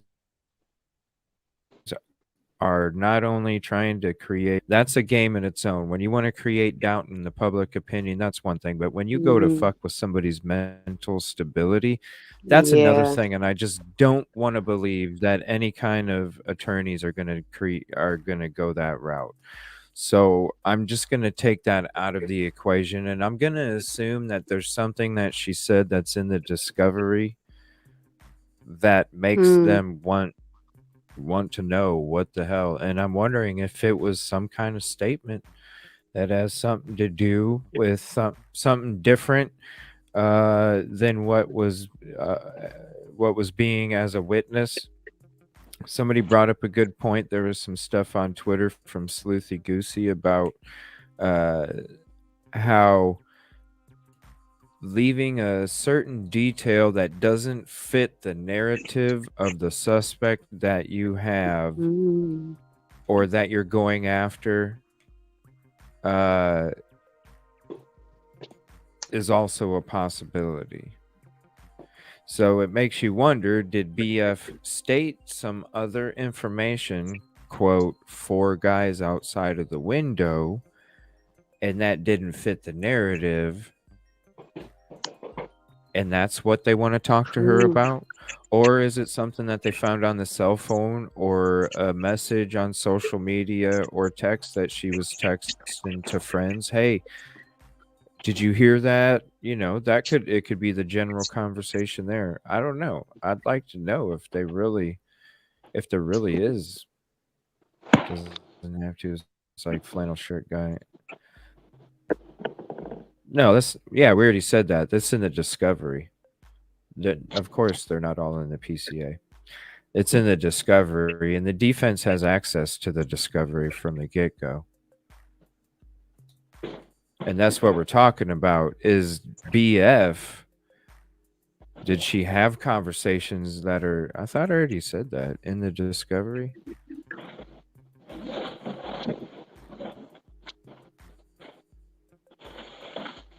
If I didn't, yeah, the conversations that are in the discovery, I'm pretty sure I did, but seeing that scene just walking out of the house. No, this is what took place. They called their friends. I think it was 8:30 in the morning. They called them. Between 8:30 and 9. And then Ellie wasn't called till almost a few minutes before noon. So then when they showed up, the friends, I think they said there's about approximately 12 of them, is what they said in the first or second press conference, approximately 12. And walking in the house, second floor, all over the place. They were obviously trying to help because they were walking into something. They didn't realize what the hell they were walking into. And then your first instinct is to try and help. So you're already, not even thinking about it clearly because you don't even know what you're walking into. All of a sudden, you're contaminating evidence and all that shit that does exist. So it's no, it's what is the conversation that took place in the discovery? Yeah. Yeah. No, we went over the PCA. Gosh, that was back in December, I believe. That read through was about a couple hours. Who was all on there? You were with me, right, Kitty? Yeah, I believe so. Were Which you, read Kevin? through? Was that the one you did that The one Saturday PCA for morning? Kohberger. The PCA for Kohberger. We did a read through when it came out. It was a Friday morning. Isn't the one we did that one Saturday morning? I think I had to dip out a little early because I'd been up all night. No, that was But that's the Stephen one I'm thinking. Smith. That was the Stephen Smith one that we did the read through on. Yeah, we covered the PCA for this back in, gosh. It was very late December, very early January. I wasn't with you. I don't think I was jumping on panel at that point. Yeah. Yeah, we knew back then that BF wasn't a part of the PCA. It's all about the discovery. We just don't get that. But the defense has it, and that's what it's about. Because obviously, when they're doing what they're doing the last week and a half, it's obvious that they're going off their discovery because they're already claiming certain things, and it's going to be interesting. We only have 3.5 weeks to go. So it's going to be interesting what happens. I do have a photo for that motion too. I did share it in chat too. If you wanted it, if you have Twitter, you can click on it and it'll take you right to it as well. All right, we'll get back into this video. Really need to be careful that they're not re-victimizing her, and so I think that's something they're weighing in on. Really, but she's not a victim; she's a witness. She's an eyewitness. Well, let me just, if I actually, I'll throw this over. I mean, I don't know if Jennifer wants to talk about it because I think it's important to understand what she might be important to talk about. Because DM Dylan Mortensen was really a big component of that probable cause affidavit. But it seems to me that where Bethany Funk comes in and plays a vital role is the timeline. Mm-hmm. Well, the last time that she saw Ethan and Zana, when they were at that fraternity house, when she believed they came home, when she said everybody else came home. I'm thinking it has to do with the cell phone. That timeline is critical for the prosecution in terms of mapping out when the killings happened, and also mapping out what's in the whereabouts of Brian Kohberger. So if they can say that her timeline of events was off, I mean, I don't mean to steal the show here, but I want to throw it over to Jennifer. If her timeline's off, that could be very problematic for the prosecution, and that's maybe what they might be trying to, hone in on. Jennifer, that's what I think. Well, yes, I concur. Not only that piece, but also anything that could be not in line with what Dylan Mortensen said, whether it's talking about noises or whether it's talking about a dog something barking, different anything than that what would be was show being something contra to that. I think that's reported. what they want her in there for. Look, they have all her statements. Discovery has been made. Exactly. Every report regarding what she had to say, they have already. And we saw that their investigator could not produce any information, at least that was on his affidavit, anything factual as to what she had to say that was exculpatory. It was a big goose egg. I Ooh. concur with everything Tracy said. I want It's to just to say, show Sarah, is what they're saying. they're going to know, the prosecution will know exactly what she says in there. This isn't some big hide, some big show, clandestine situation. Her attorney's going to be there, and she's a prosecution witness. You know, they've already interviewed her. I'm not saying, I'm not saying it's secret. I can interrupt you 1 second. So all I'm saying is that, yes, there's got to be an investigator in there. As I pointed out in Twitter, there has to be a law enforcement officer or an investigator in there, because lawyers don't want to be their own witnesses. Right. So that was obvious that this isn't just the defense controlling this. No, well, but Jennifer, I think we're saying the same thing, but not, right? It is a defense interview. A defense interview does not involve law enforcement. Even though most of our private investigators are former law enforcement, like yourself, because we respect you. Isn't that They're fitting not how they're current law both on the enforcement. bottom Law next enforcement to works each for the other? prosecution. So the fact that she's a They're like, prosecution you guys witness are does off not on your own allow tonight. law enforcement officers working for the prosecution to sit in on an interview. Now, that doesn't mean it's secret. No, I didn't say that. I mean, they could stipulate for somebody from the prosecution to sit in, but as it stands, this order on its face, it says that the defense gets to interview her. And so the defense doesn't bring in, a current Poor law Brian. enforcement officer to That's what? his To first help them one out? too. I feel No, they've you. already had a chance I to know do where their he was at. investigation. This is the defense now trying to see if Trying she's to a run his material witness StreamYard for the prelim. first time. Now, I agree with Tracy too. It's a fishing expedition, but hey, what's wrong Live with show. a fishing expedition? We don't get a lot of opportunities to get discovery. So to me, it's smart strategy. The guest If that you can keeps talking. use some proceeding, which there's not a lot of in a criminal proceeding before trial, to be able to get the information you need Jinx. to put together the best defense you can, then hey, Yep, power to you. right. I mean, that's my position with They're all respect the to ones this. upstairs are all calm. And I It's think the ones I don't in the know how far basement that are attorneys have wild. thought about it, or Kohberger's attorneys have thought about it, but I think, I think this is a great opportunity for the defense. I mean, whether she's she's trying material or something, not. right? But even after this interview, they can still, she could still be subpoenaed to the prelim, right? I mean, this isn't like she material. In interview, they elicit her proffer, basically what she would say if she took the stand, and then, like Jennifer said, it's not a secret. You turn that over to the court. You say this is what she's going to be saying. That's why it's material. And guess what? Everybody has a copy. The prosecution has a copy. The court has a copy, and she has to be compelled and come to testify. So do you think that Yeah, they both Bethany have the and her copy of the discovery. attorney are thinking It's to something in the themselves, discovery. we don't have any exculpatory evidence. Something. We don't have anything crazy to share. So let's do this interview so that we can say that, get that out there, and then they won't make us come to the prelim. Like play games, yeah, because some people do that. I don't know.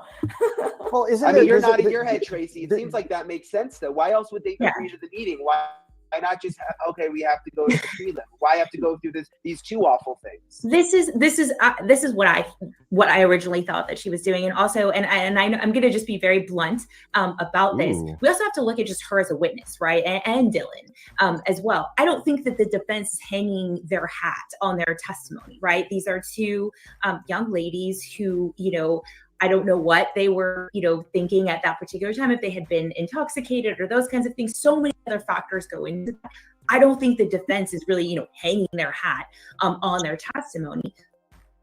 But to Jesse's point, yes, particularly in the case of Xana and Ethan, maybe her timeline might come into play. But I do think that something she and her attorney are hoping is that they agree to do this interview, they do it, close the chapter on it, and move along because they have nothing to offer. That's what I'm thinking. And that might very well be the case. I mean, there might be a dispute as to whether what she has to say is material or not. And so she sits down, in her home state, says what she knows and saw and heard, and if it's not material, so be it. But again, I think long run, at least the defense knows what this person's going to say down the road at trial. Real quick, that subpoena too has already been quashed, so they would have to re-subpoena her. And secondarily, as an expert witness, if I were in her as working with this team, I would take notes and I would write a report. There would be no defense attorney that could convince me not to write a report, because that's the proper thing to do. Just getting that out there. And one thing to throw into the mix to complicate everything, isn't it possible, because my understanding under Idaho law is if you cannot produce a witness at a preliminary hearing or at a trial, let's say the trial, right? Because they live so far away, there's some undue hardship.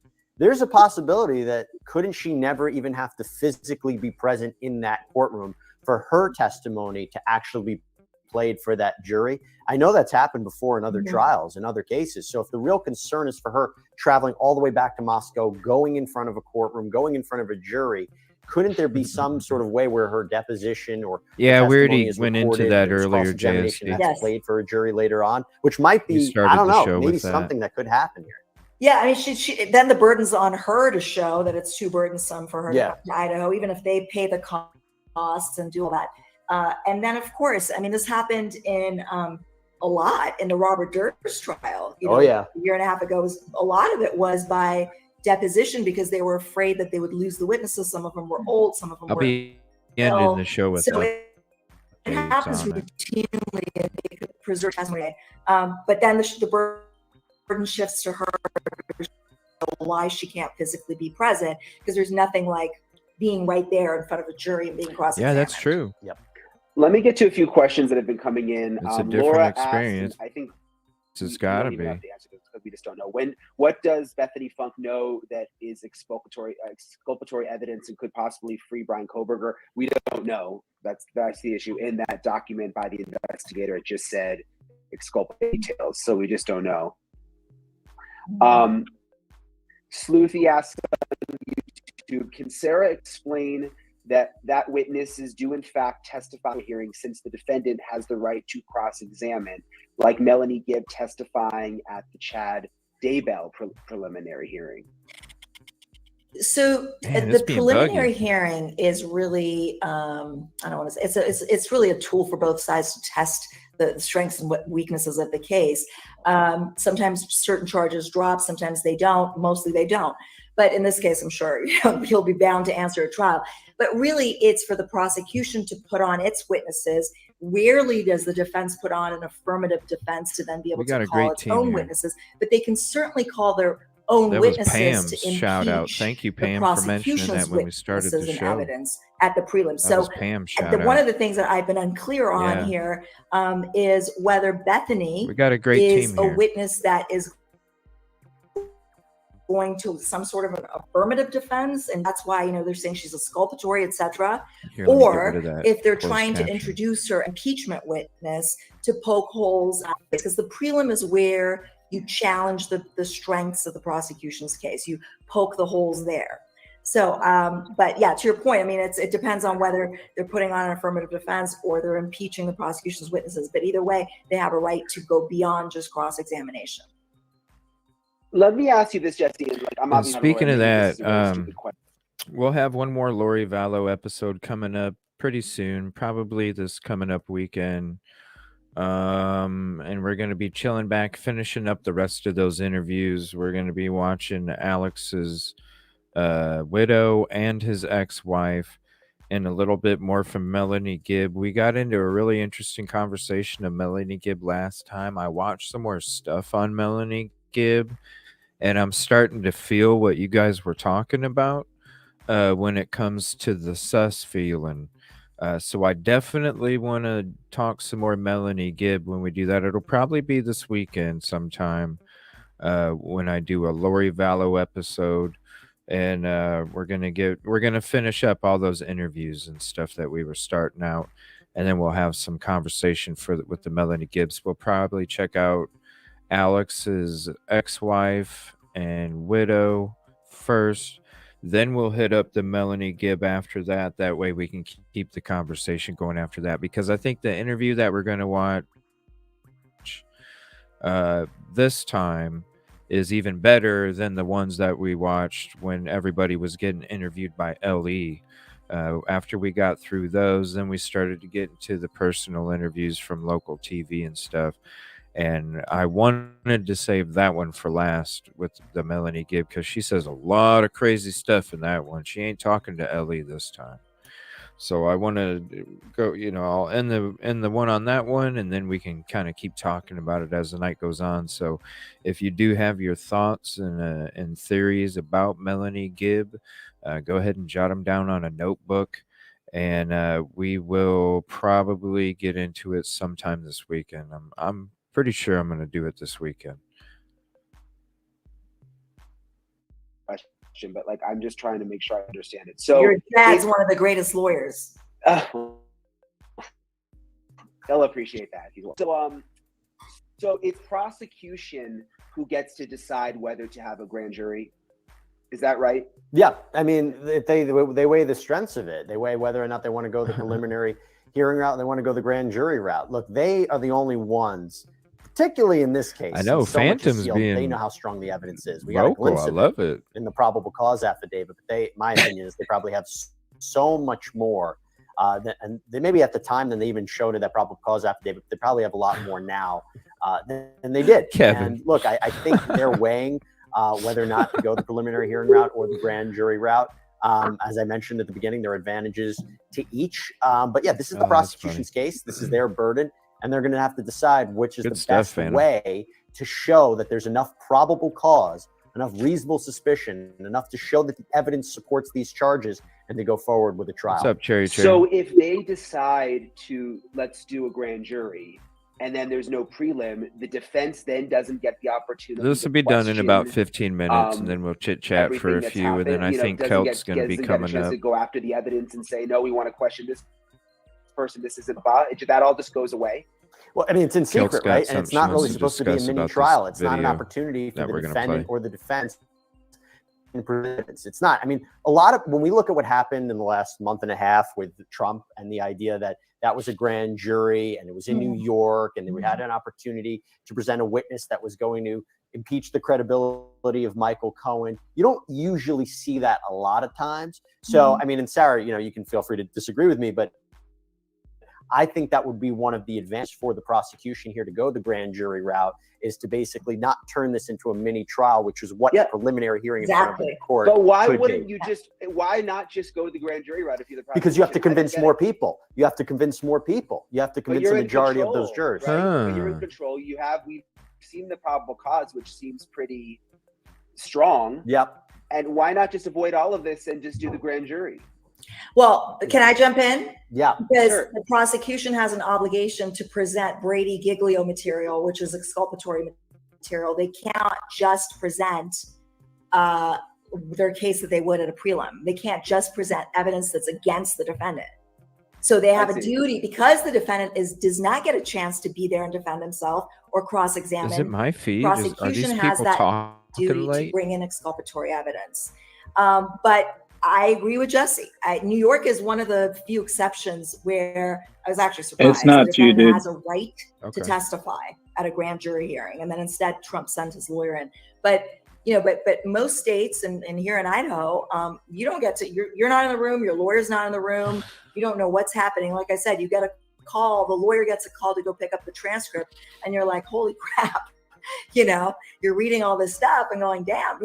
I didn't even get a chance to challenge this. But yeah, that's the key with they go in, they present their case, all the bad facts, but they also have to bring in anything exculpatory. And I think, right now we've said, Jennifer, I remember seeing on her Twitter, the she's stuff rubbing about people the wrong way. Officers having some sort of a internal investigation issue. We don't know what that is or how grave it is, but there's that kind of giggly Brady stuff. There's there's this look, Jesse's busy playing 8-ball pool. Dylan, I don't think the case is as solid as we're speculating.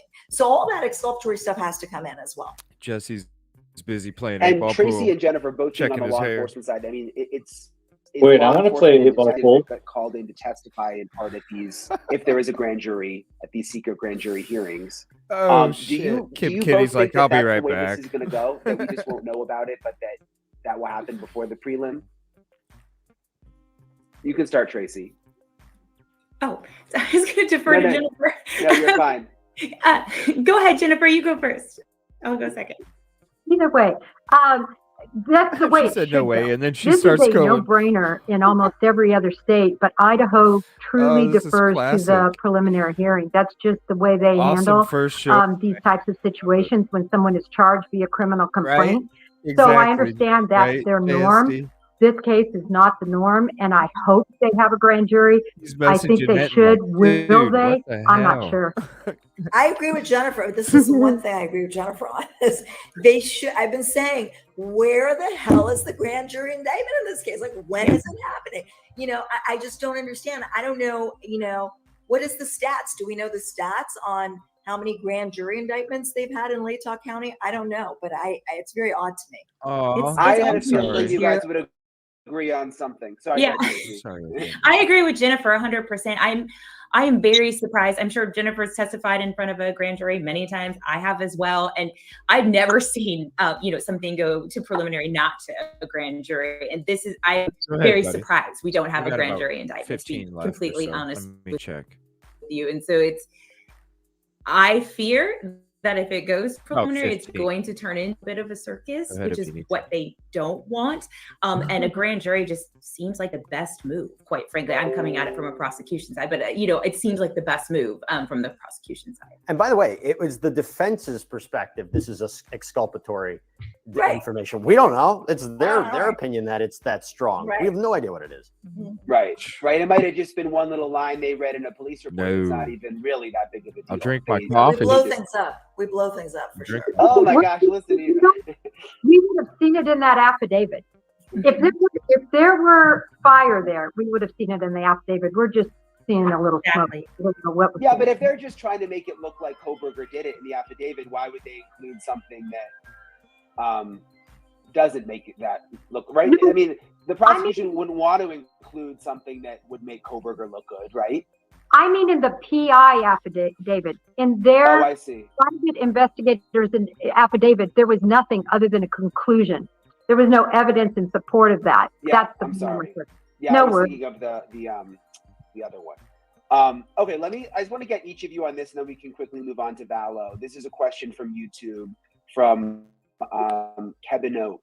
And I want to know what each of you think. We can start with you, And Jess. before he asks this question, if you guys want me to stop this now and then save this for another night, since they're going to talk Vallow the rest of the time, let me know.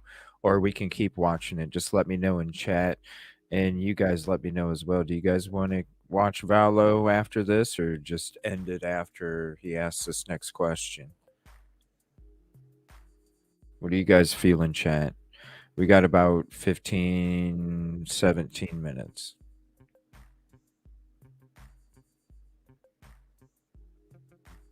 You know what? We'll go ahead and end it after this question. I'm just going to make that call. What does your panel think about the sealed nature of this case? Do they think it's helping or hindering an unbiased jury We'll end it after this. with news outlets and sleuths releasing and over speculating about everything? And I've wondered. Okay, so NewsNation, what does your panel think about the sealed nature of this case, helping or hindering unbiased jury with news outlets and sleuths releasing and speculating over everything? About that too. Does it being sealed and the gag order sort of just more of crazy jury meetings? What do you think, Jesse? Okay, so I have a conflict of interest, and the conflict of interest is I am a member of the media. See? So Yeah, my same. perspective is I would love to know everything that's going on. But I think we have to rewind to, do you remember when we didn't know who Brian Kohberger was? Right. Do you remember when there was the search for who did Right. this? And there was a ton of misinformation. Pleading for Birdie to fucking donate those little warning devices to the local community and shit, you know? I remember those days. Pleaded with Birdie. Pleaded with him. There was a ton of conspiracy theories. There was Have a good night, ton, Jinx. and look, I completely understand what was happening at the time.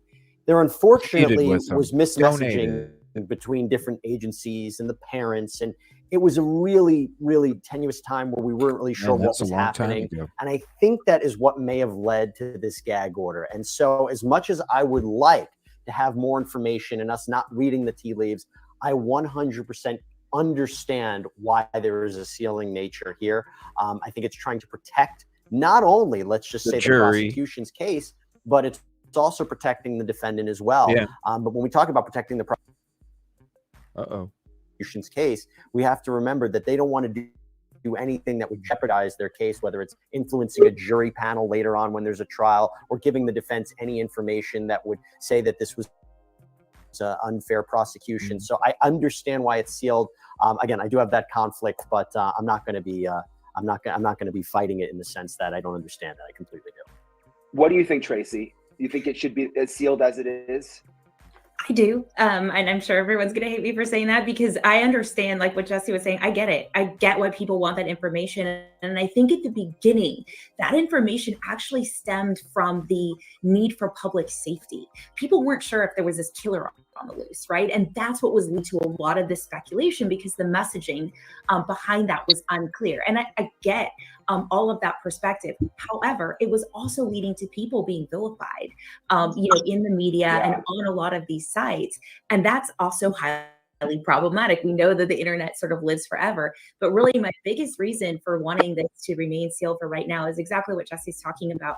I don't want this to take a jury pool. I want this to be a fair and successful trial. And I think this is the only way, quite frankly, right now to do that. But Sarah, in some ways, is it unfair? Because when no one can say a word about anything, if things start to surface that are not true and gain steam, there's really no one that can come out and say that's not true.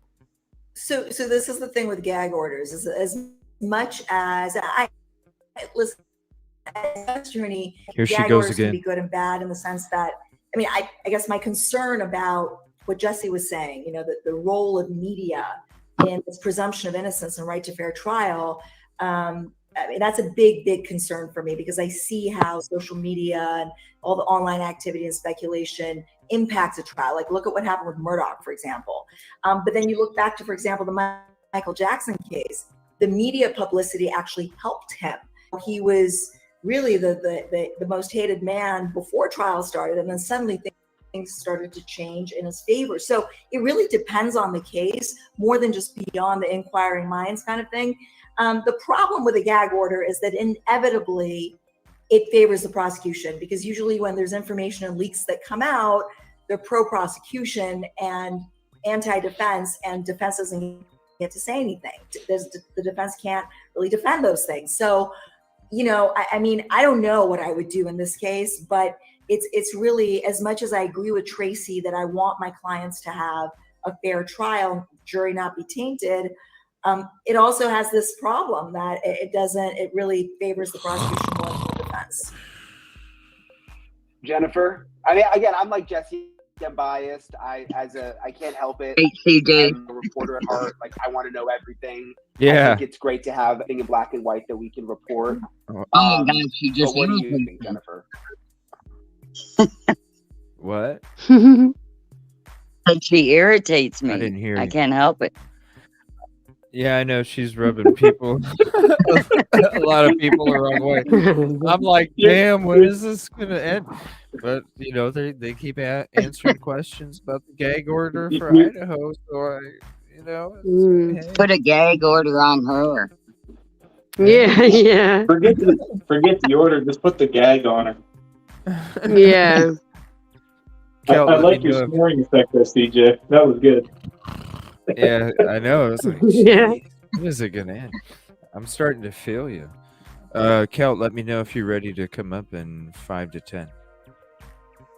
We'll hurry up and get I like through this it. part here. I wanted to stay. I don't even want cameras in the courtroom, because I just want it to be pure. I want it to be without all the sensation around it. And I think that that's what is best for justice for the victims. And that's the place I come from. Okay. Yeah, makes sense. Okay, let's. I know we've gone long Kohberger because there's so much to talk about, but let's quickly talk about Vallow. Okay, there we go. It's been a while. Yeah. Man, I should have watched this already, because if I knew Kohberger was gonna dominate 49 minutes of the 100 or hour and 3 minutes, I just would have called it a Kohberger night and not a Kohberger Vallow, because we're pretty much going to be talking Kohberger the rest of the night. So I know I'll be changing my thumbnail and the title of the video when the show's over. So Yeah. We're done with that. Brian. Yay. Brian's got his hand on his face. Yeah. Yeah, He's had that's enough. a good pause, isn't it? Yeah. It's done, everybody. It's done. It's done.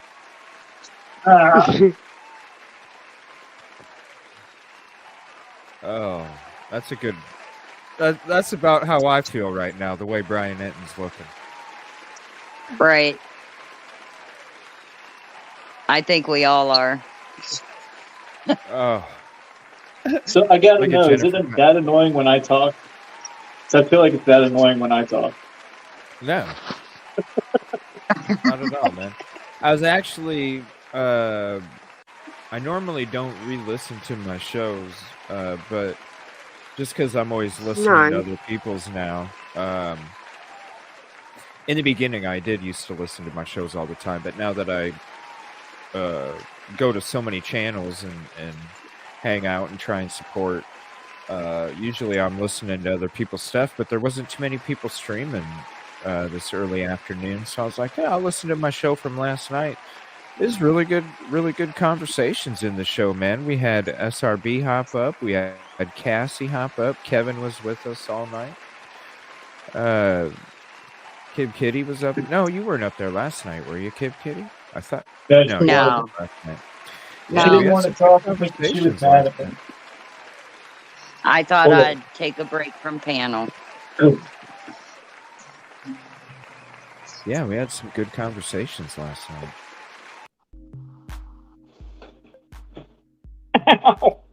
That felt good.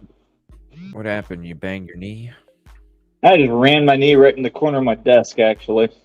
All right, I'm going to share this document real quick since we're on screen share here.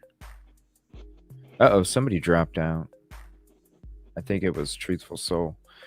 So this is the document that I was sharing with you guys that was on Twitter, and this is the motion hearing. Goncalves' motion to appeal, amend, and or clarify amended non-decimation order.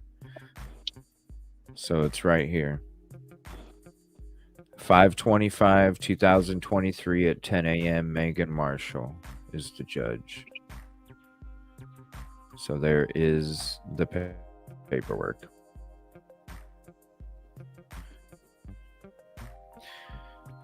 But still, they're pulling some interesting stuff. Again, this is the PCA if you'd like to have it. We have talked about that in the last couple shows, so if you'd like to have that, there's the link to that, so you can have that for yourself as well. My cat wants me to hold him 24/7. Speaking of Cassie, Cassie's going to be joining me for my first episode of Unexplored, Lost, and Unsolved on Friday. We're going to be covering a friend of hers. And I'm going to be reaching out to, is it the sister, Cassie? I'll be reaching out to her tomorrow. And then hopefully me and her can sit down and talk Wednesday. And then we're going to be doing a show on Friday early afternoons, starting this week, the 5th. Will be my first Friday where I'll be home, and I will be on around 2 o'clock Central for my Friday afternoon. It's going to be my new series that I'm starting. It's going to be its own series. That's the only shows I'm going to be doing on early Friday afternoons is Unexplored, Lost, and Unsolved. And it's going to be dedicated to all the cases that doesn't get brought up by national media.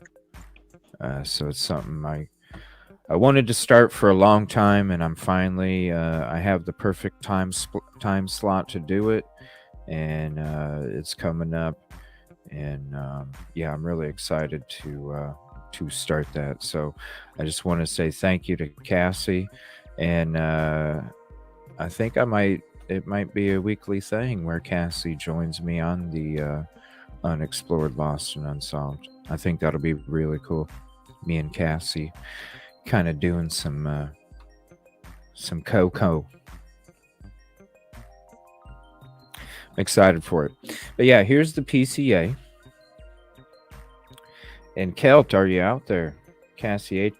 I was trying to share this cool saying, but that's. Are you going to hop up, Kelt? Are you ready? You ready to hop up, Kelt? If not, I'm going to go to another video here.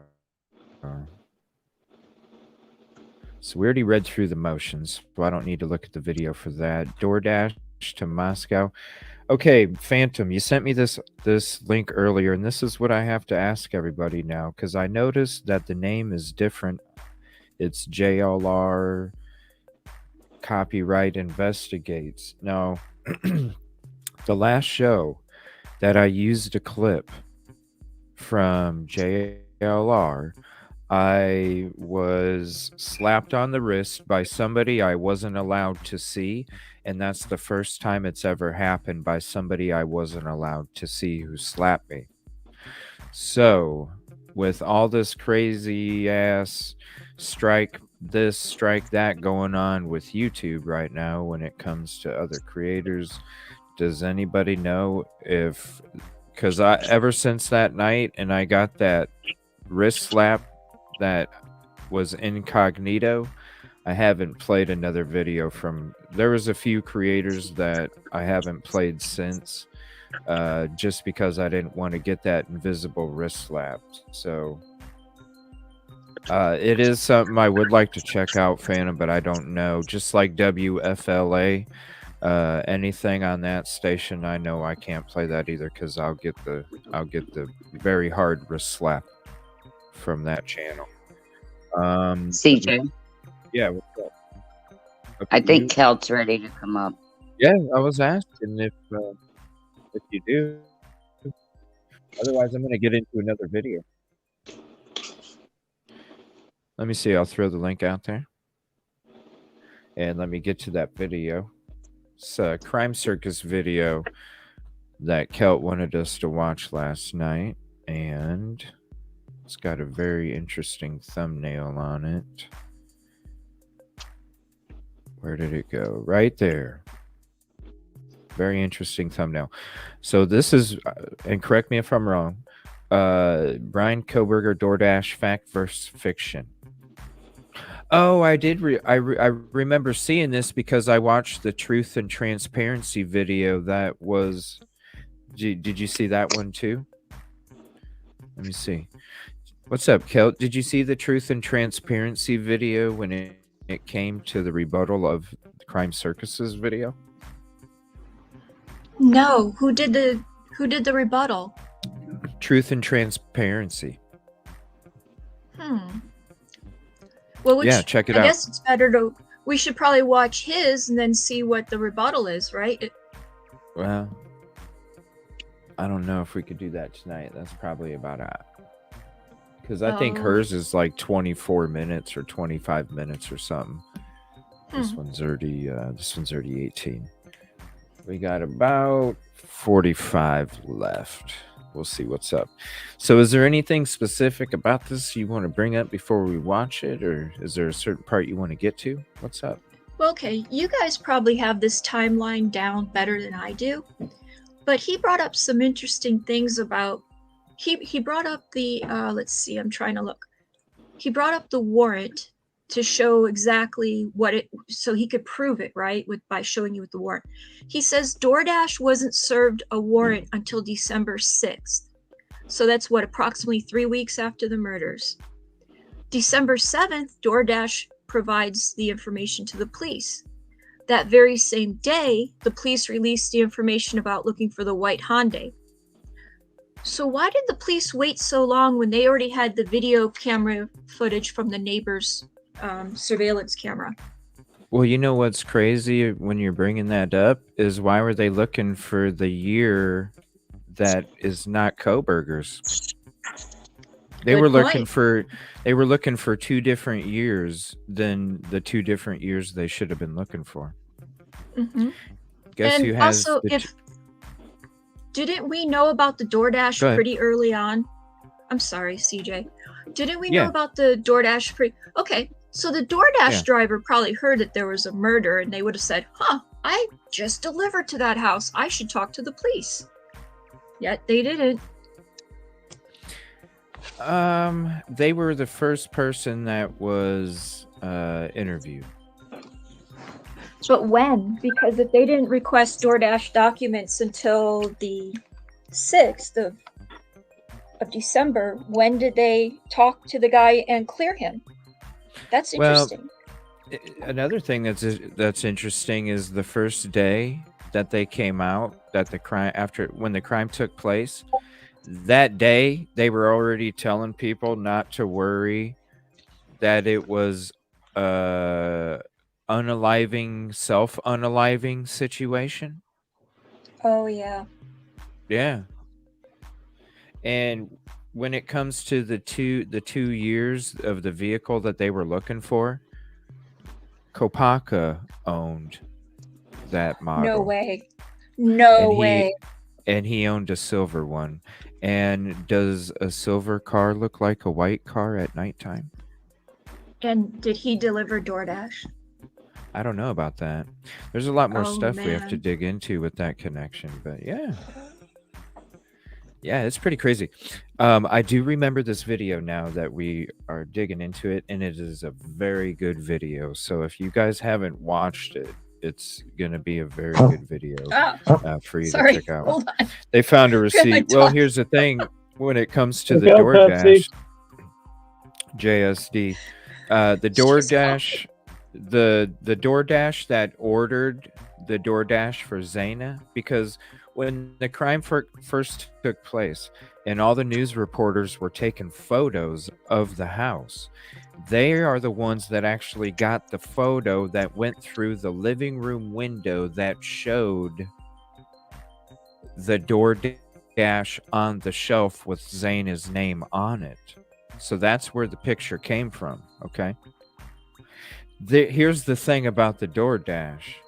The DoorDash was ordered from an account of the name Zaina, but it wasn't the typical DoorDash that Zaina used, and the only money came from a gift card. So you could consider that a burner DoorDash. That's why I think the DoorDash delivery, not the driver, but I think the DoorDash delivery has something to do with the crime. And I don't think the DoorDash was there when the crime took place, Kelt. I think the DoorDash is the reason why Kohberger's quote car was pinging, doing 3-point turns and all this other shit, driving up and down the crime scene. I think when he got there, he had expected that DoorDash to either not be there, is what I'm thinking, because I think if he was waiting for that DoorDash, he would have already been parked waiting for the DoorDash to get there. Now, this order was placed, what time, SRB? This order for DoorDash was placed at some point before 2 in the morning for a 4 a.m. delivery, some kind of 4 a.m. delivery. Maybe the DoorDash driver was early, and the person that arrived at the crime scene, aka Kohberger, didn't realize, oh shit, the fucking driver's there early, starts spazzing out, doesn't know, he's getting all confused, discombobulated, can't make a 3-point turns, driving up and down, up and down. And I think the DoorDash driver is somebody that would have said, not that the crime took place then, I seen this really weird car driving by at 3:45 in the morning, trying to make a 3-point turn in the middle of the road, couldn't make the 3-point turn, and then just drove down and then turned around and came back down and drove back up the road again, went back up the road behind me, drove around, came back down, and went back down that road again. That's what would stick out to a DoorDash driver at 4 in the morning. So I think that's what they would have said. You accidentally knocked yourself out, kitty? Oh. So it is very interesting when it comes to the DoorDash. I think it was used as a, what do you guys think? There's the link for you. Makes sense to me. Do you think the DoorDash was used as a prop to gain entry? Didn't they say what time those two got home? They got home earlier than the two girls, I believe. They wouldn't release the time that they got home. That's one of the things that they don't release in the PCA. They do release what time DM and BF arrived. DM. They do release what time Kaylee and Maddie returned to the property. They just didn't release what time Ethan and Zaina returned. Okay. Isn't it odd they ordered it at 2 something in the morning and said, hey, deliver it at 4? Like, Well, that's a huge gap. I guess that I get SRB checked, and I guess that can take place, and that's not an uncommon thing. Yeah, look at somebody that works a shift like I used to, and I'd get home at 2 o'clock or 2:30 in the morning. There were times I'd order delivery and tell them to get it there about 2:45 because it was coming from Canton and I was coming from Akron. So, that would give me a chance to get home or at least be within 10 minutes of being home when they got there. I've done that many times. Good to know, Kevin. That's good to know. I've never ordered DoorDash, so. Yeah, no. Like there's one in a college town. Yeah, and there's one restaurant by me that's open, so I think you can place an order up to 1:50 a.m. I mean, I'm not in a college town, so we don't have, but I know there's some places in California that are open 24/7 restaurants, and you can order any time of the day. So it's all about what's around you for the times and when places close on that. I think this would make more sense if we knew what time they got home. Well, if it was a party house like we think, about 1:4. Go ahead. If it's a party house like we're thinking it looks like, I mean, it wouldn't matter. They might be up till 3-4 o'clock in the morning anyway. Somebody do me a favor, throw up. What's up, Punksy? Somebody do me a favor, throw up the times of when everybody got home. I believe, and I'm just going off of memory from a few months ago. I believe Maddie and Kaylee returned around 1:50 something in the morning, and they're only saying it was, I think, what they say, 1:55, 1:56 in the morning is when they returned. And I think that they're saying that Ethan and Zaina were last reported at a party at 9 o'clock, but they're not releasing anything after that. Now, there's speculation that they left because there was an altercation at the Sigma Chi party. There's speculation that it had to do with somebody that was starting stuff with Ethan. There's speculation that Ethan and Zaina left the Sigma Chi party because they felt bad that the drama came to the party. So then there's also speculation that they went to the Corner Club. There's also speculation after that at the Corner Club, this individual followed them, started trouble there. That's when a 911 call came in, and the LE came out there because of a scuffle. And that's where somebody reported to the LE that somebody was starting stuff with her boyfriend. They could not do anything to the person that was starting stuff with the quote boyfriend because that person already had taken off. So that's all speculation about what took place that night with Ethan and Zaina, but nothing's been confirmed on that. That's just stuff that was floating around. So are any of you surprised that so many college kids are involved in this, right? So many would have seen them somewhere or something, and there's nothing on the internet that they didn't post anything on social media at all to even say like, oh, I saw him at this time. Oh, really? I saw him at this time. Nobody, you're not finding it. I can't imagine that many. Well, but what I'm talking about is like that age group lives on social media, and obviously, like, it's like, how did they keep a secret? That's why I'm thinking they're going after BF, because you got to think about it like this, and let's be real, everybody. You're living directly I'm sorry, I'm going to be graphic. Graphic warning. I'm going to be graphic. The surviving roommate is living under the room where you saw the blood coming out of the side of the frickin' house.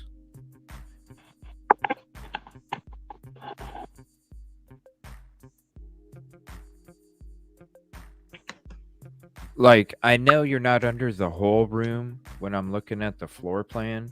It's like a half and half. But you're going to tell me I'm sorry. There's something, like you're saying, Kel, they live on social media. That's why I think there's something, even if they didn't say anything, there's something in that social media. Like JSD mentioned earlier, they're going to be talking. Yeah. Yeah. The college put the hush on the students.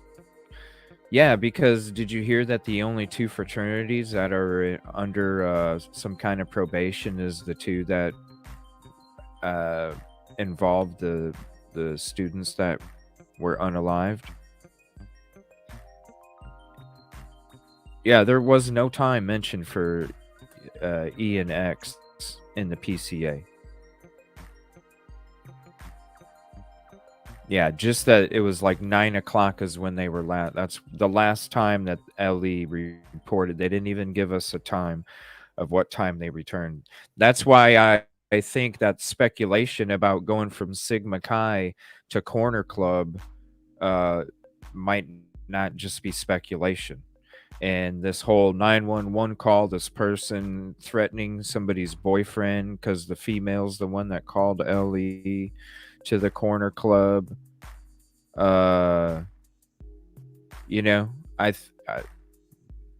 the person taken off. I don't know. But they would have talked before the college even got to them. Can you imagine? They all sat there. It's fun. Yeah, I agree with SRB. That would have shot around the school so fast. That would have just been out. Yeah, they didn't want that shit out. Hell, they wanted to tear down the house right away. They wanted fucking they didn't even want to offer a reward. We're sitting there going like a month later, and you're not trying to offer any reward to these people to try and, you know, give us a fucking drawing or something, you know? Like I would have been shitting bricks in the community. You don't even have some kind of profile or something? We're Maybe just supposed to because they walk already around knew- and side-eye everybody? Maybe they already knew it was him. They were just trying to get enough evidence. I don't know. I don't know either. The evidence, I don't know. The only thing that is like, I think all of that stuff can be disputed or can have holes poked in it. I don't know how you're supposed to poke holes in having identification cards inside of a glove, inside of a box in Pennsylvania. That's going to be interesting. I don't know how you get past that. You know, the sheath, that's one thing. The daddy's DNA, touch DNA, you know, like we saw in that comment on my video from last night, that person's claiming that it was tested in Idaho first, and that's why they sent it to Texas. And we found out last night that this place in Texas, this is the first time they're not doing a cold case. Thank you for the opportunity, Idaho State, for allowing us to do this.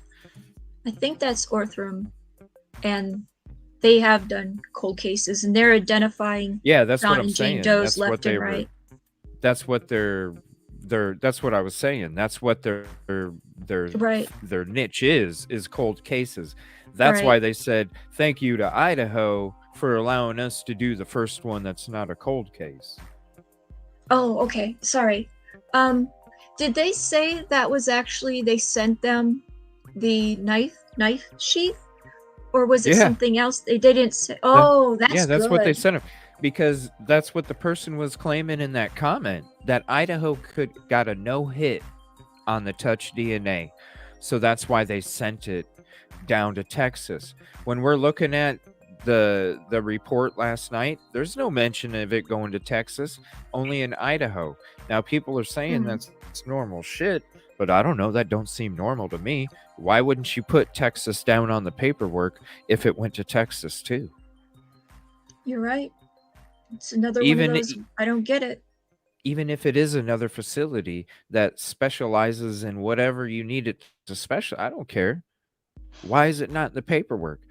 Just like, why is the person that took out Stephen Smith's frickin' cell phone not written down on the frickin' paper? It's just called SLED. It's in the paperwork. Kevin, pissy mood. I am. All right, so let me see. Let's get into. Is there a certain part of this video you want us to check out, Kelt? I know it's very informative. It's got timelines and stuff, right? If I remember correctly. I'm really sorry that I didn't do timestamps. I'm sorry, I should have. No, you're fine. Is there a certain part of it? No, because when I wrote you those notes, there was like even more going on, but I figured we'd watch it together. Okay. Or you'd watch it and decide if it was worthy. Let me see. Of being watched on the show. Start the voyeur. Let me see here. Timeline. Wow, he's got a lot of different timestamps already set up into it. So if there is a certain topic, I can go right to it. It's all separated and. Well, he's pretty much asking like questions about this document that was released and how does it actually fit in with what we know. All right, the Brady violations.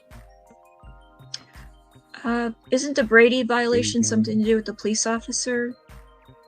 No. Yeah, Brady that's violation? a document.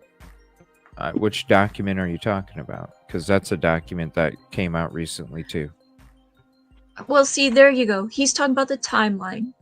His idea of the voyeur is that the guy was just out there watching him, kind of like you've said, CJ, that he could have been out in the woods watching him. Yeah. We'll just skip to that, and then I'll kind of look through the categories as we're watching it.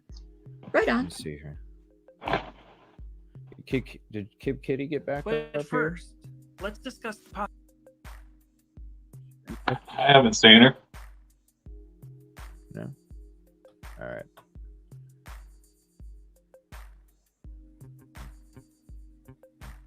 possibility that some of you have brought up out there. That wasn't the DoorDash driver. What if he was the voyeur? Well, he's not the DoorDash driver. That's right, ladies and gentlemen, female. the voyeur. The voyeur. A peeping path hiding in the By woods. the way, he's not the DoorDash driver. It's already been reported that it was a female. Peeping through the windows like the path that he may have been. Maybe that's what he was doing in Moscow, Idaho 12 previous times. Looking in people's windows. Maybe he saw everything. And when I say everything, I do mean everything. The possibility that the DoorDasher turned into a door slasher and Brian Kohberger witnessed it all. Maybe that's what Brian was doing there, is watching. And he became terrified when he saw what he saw through those windows. He was scared, he was frightened, he panicked. He may have even made his way into the house after the door slasher left, walked to Xana's room and said, "It's okay, I'm here to help you." And then he may have heard a noise, which may have been Dylan's bedroom door opening in the home. And that scared him to the deepest pits of his soul. So he ran as fast as he could and his car peeled out of there. Do you think it's possible that Brian Kohberger is actually the star witness in this case? And he saw the DoorDasher turn into a door slasher. He panicked and he fled. What do you think about Brent Kopaka being the DoorDasher? Anyways, I think he might be a part moving of on. it. Let's talk Not about the DoorDash, ultra it was the important female. timeline. Immediately after the crime, the police began canvassing the neighborhood looking for cameras. They had to have immediately become aware of that white car that was driving back and forth the morning of the crime. During all of their original press conferences, they never mentioned a peep about the white car. Approximately 5 days after the crime, Brian Kohberger registered his Pennsylvania Hyundai in Washington State and got a brand new license plate. We're going to have to fast forward about 3 weeks because there was no updates and we don't know anything about what was happening within those 3 weeks. However, what we do now know is on December 6th, the police served a search warrant on DoorDash. That's right, ladies and gentlemen, on December 6th, a search warrant was served on DoorDash. Which makes me think that it took them weeks to even realize a DoorDash order had been delivered. Because you would assume if the police were aware of a DoorDash delivery, They certainly would have served that search warrant within 24 hours of finding out about the delivery. They wouldn't have waited 3 weeks. And that's a good point, Kel. And like you said earlier, why didn't the DoorDash driver come forward?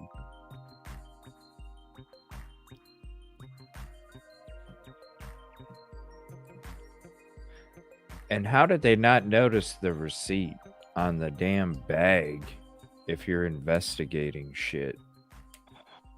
You wouldn't look at a food order and a receipt on a bag that's sitting on a shelf? Yeah, and wonder where who the second car was. Right? You're not going to look at a receipt like it's right there. So, good point.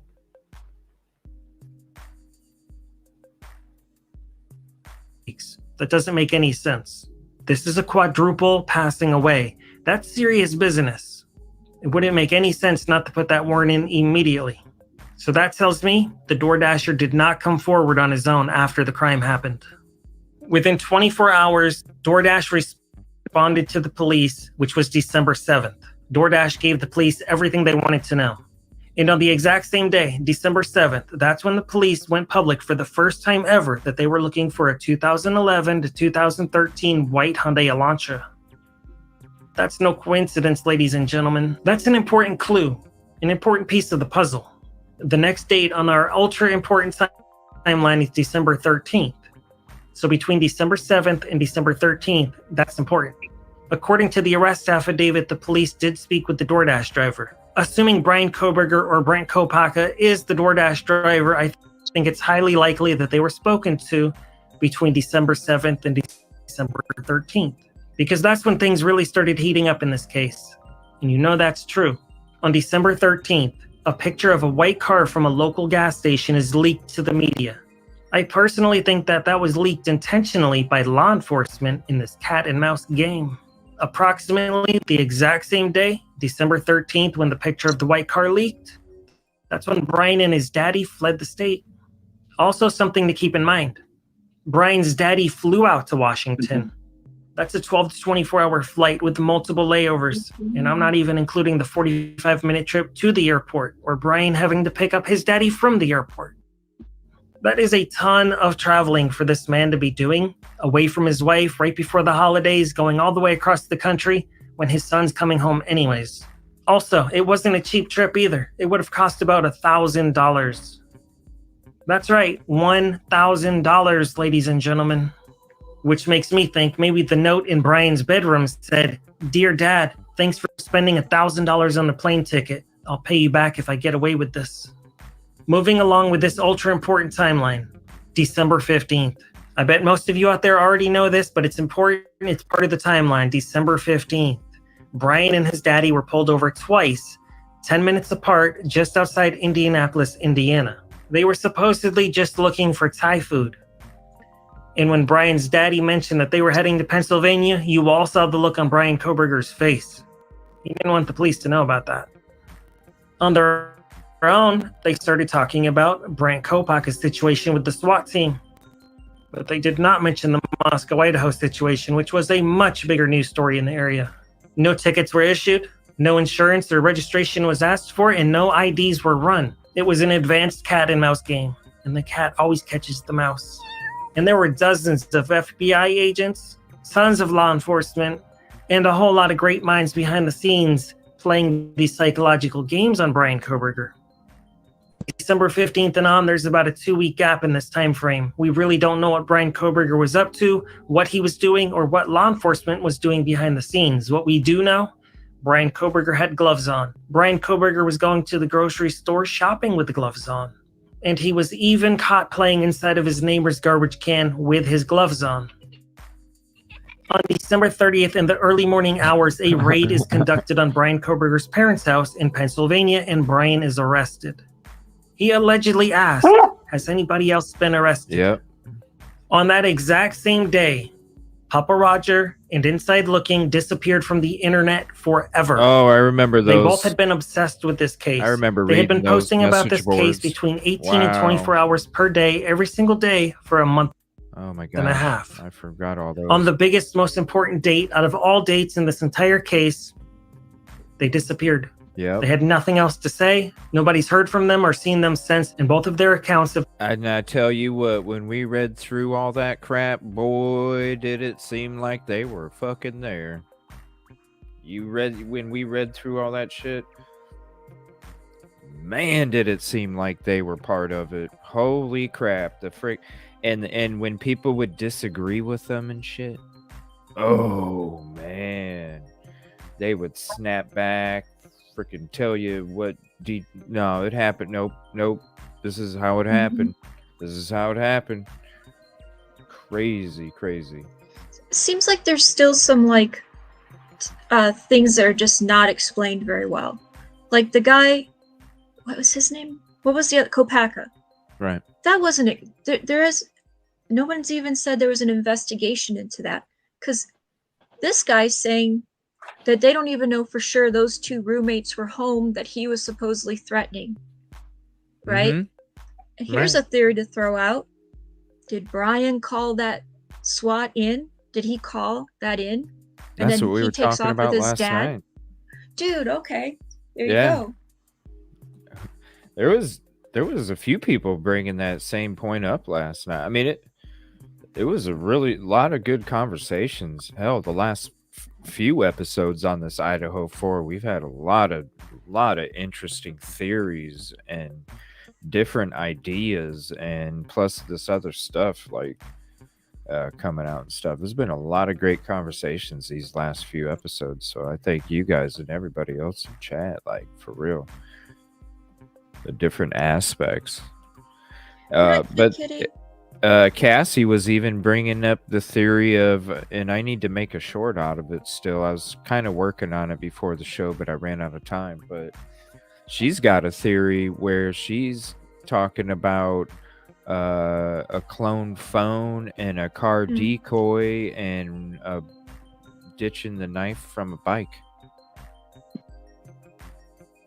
When it came to the pings and stuff, we went into that last night with Google and stuff. So if you don't know what I'm talking about, don't know the timestamp, I apologize. But it's towards the middle to end of the show. So when you see Cassie pop up, it doesn't show a picture when she's up. It just has like one of those gray silhouette things. Once she pops up, you'll see it's her. And definitely listen to her theory. It's about 20 minutes. We kind of go through Google Maps while she's explaining it to us. I needed more time to edit it, but I'm going to be working on it. If I can't get it out, I'll definitely get it out by Wednesday, but it's something I wanted to share too. Very interesting theory when it comes to the whole clone phone, decoy car, and bicycle ditching knife, because nobody's going to be looking, because they're going to be looking everywhere where the car was at. And that's if somebody else which is involved, which I believe she feels in her opinion there is. And when we look at the Google image of going from Kohberger's residence to Kopaka's residence, and how Kohberger's car was spotted on surveillance from Nevada Street before and after the crime took place. And Nevada Street, the surveillance, we already went through that.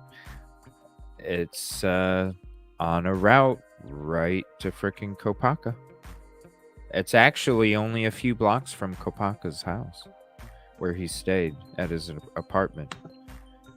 Did you see that last picture that Kopaka put on his social media? Or it was the like eyeball? of his eye. Yeah. I showed it last night. Oh, dude, where was I? I'm sorry. Yeah, I'll show it again if anybody didn't see it. Hold on, let me get to it real quick. It is creepy as shit. Here it is right here. Hold on. Yeah, and he says, I see you too, but it was spelled really weird too. Yeah. But when you showed it last night, it seemed like, look, you can almost see someone holding a camera or to him. themselves. Yeah.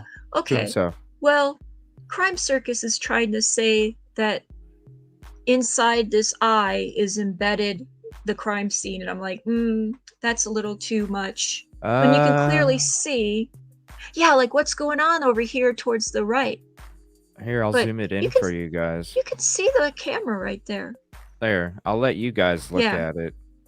You I let don't know me what know that it. blue That's stuff is. zoomed in. So you guys take a screenshot. Actually, this might be better because it'll give you a little bit more clarity. I'll back it out just a skosh. Take a screenshot. Skosh. Yeah, skosh. Take I a haven't heard that screenshot. word for years, man. Yeah. See what you guys think. I don't see nothing. But I have heard somebody kind of dig into that, but I haven't really Yeah. explored I can that only part clearly too see the much. camera and someone holding the camera. And I don't know what's going on there on the right. To me, it almost looks like a truck, a white truck with the bed and the thing, but It looks it's like a cloud.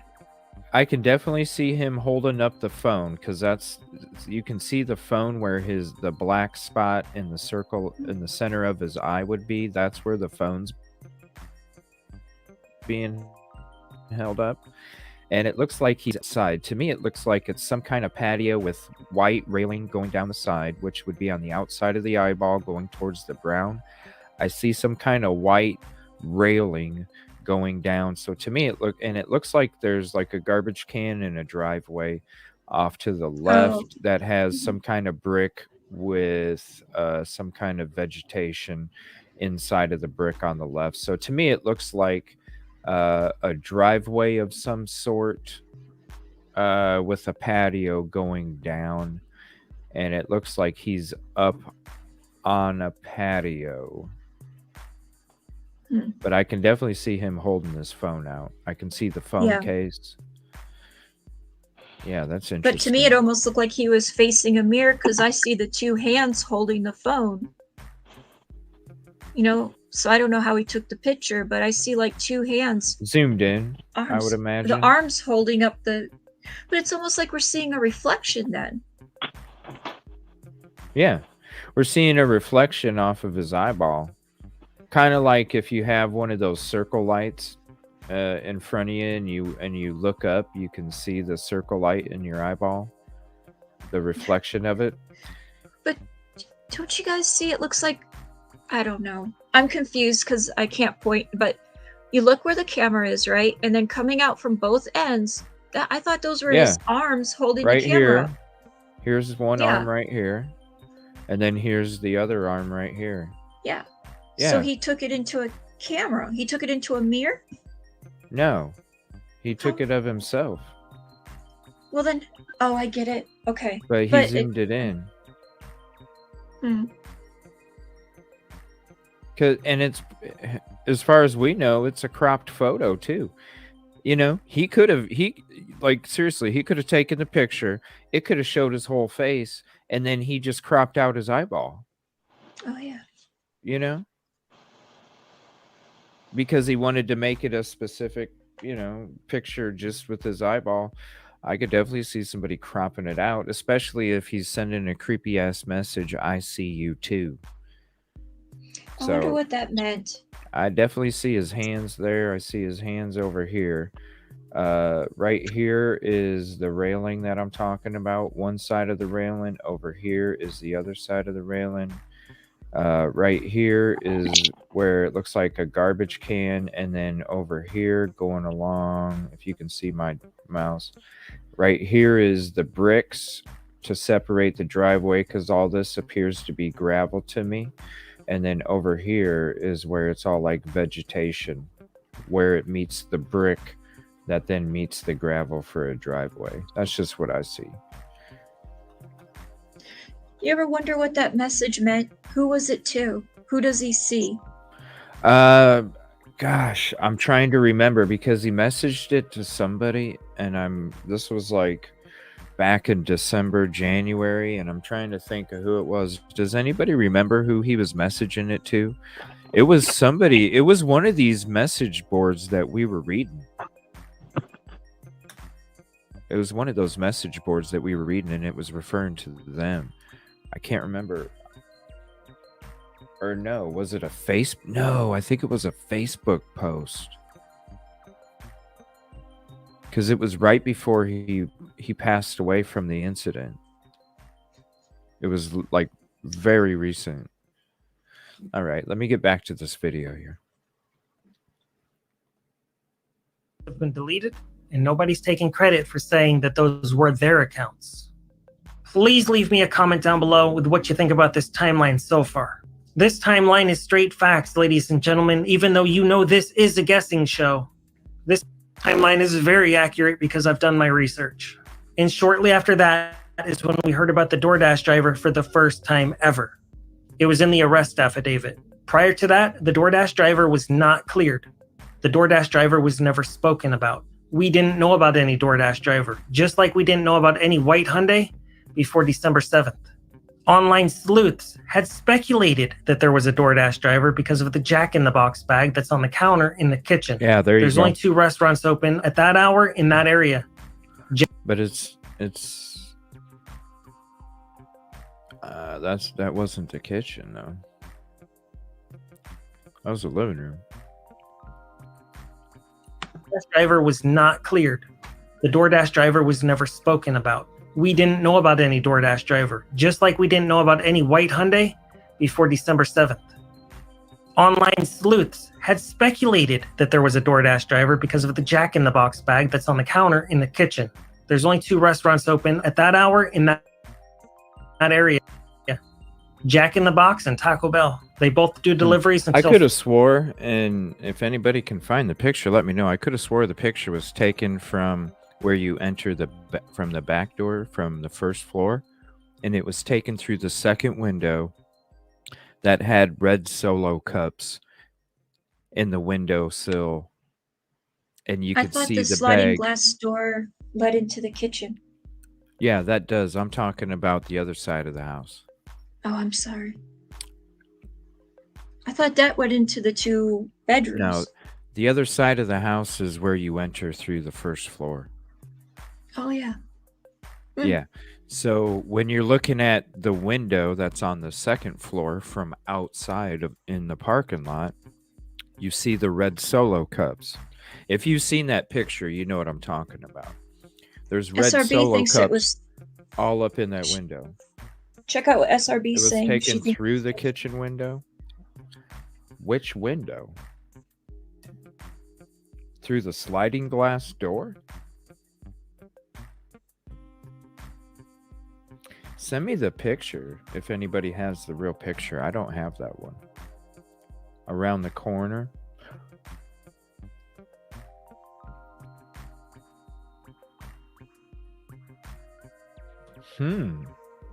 Yeah, send me the picture if you have it. 4 a.m.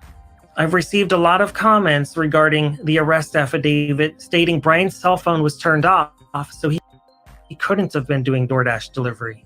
Well, ladies and gentlemen, it's quite simple. If he was doing DoorDash delivery, he quite simply had a second phone. Right, a burner phone. Burner. I see second phones and burner phones used all the time in these criminal cases. It happened in the Dan Markell case. It happened in the Mark Sievers case.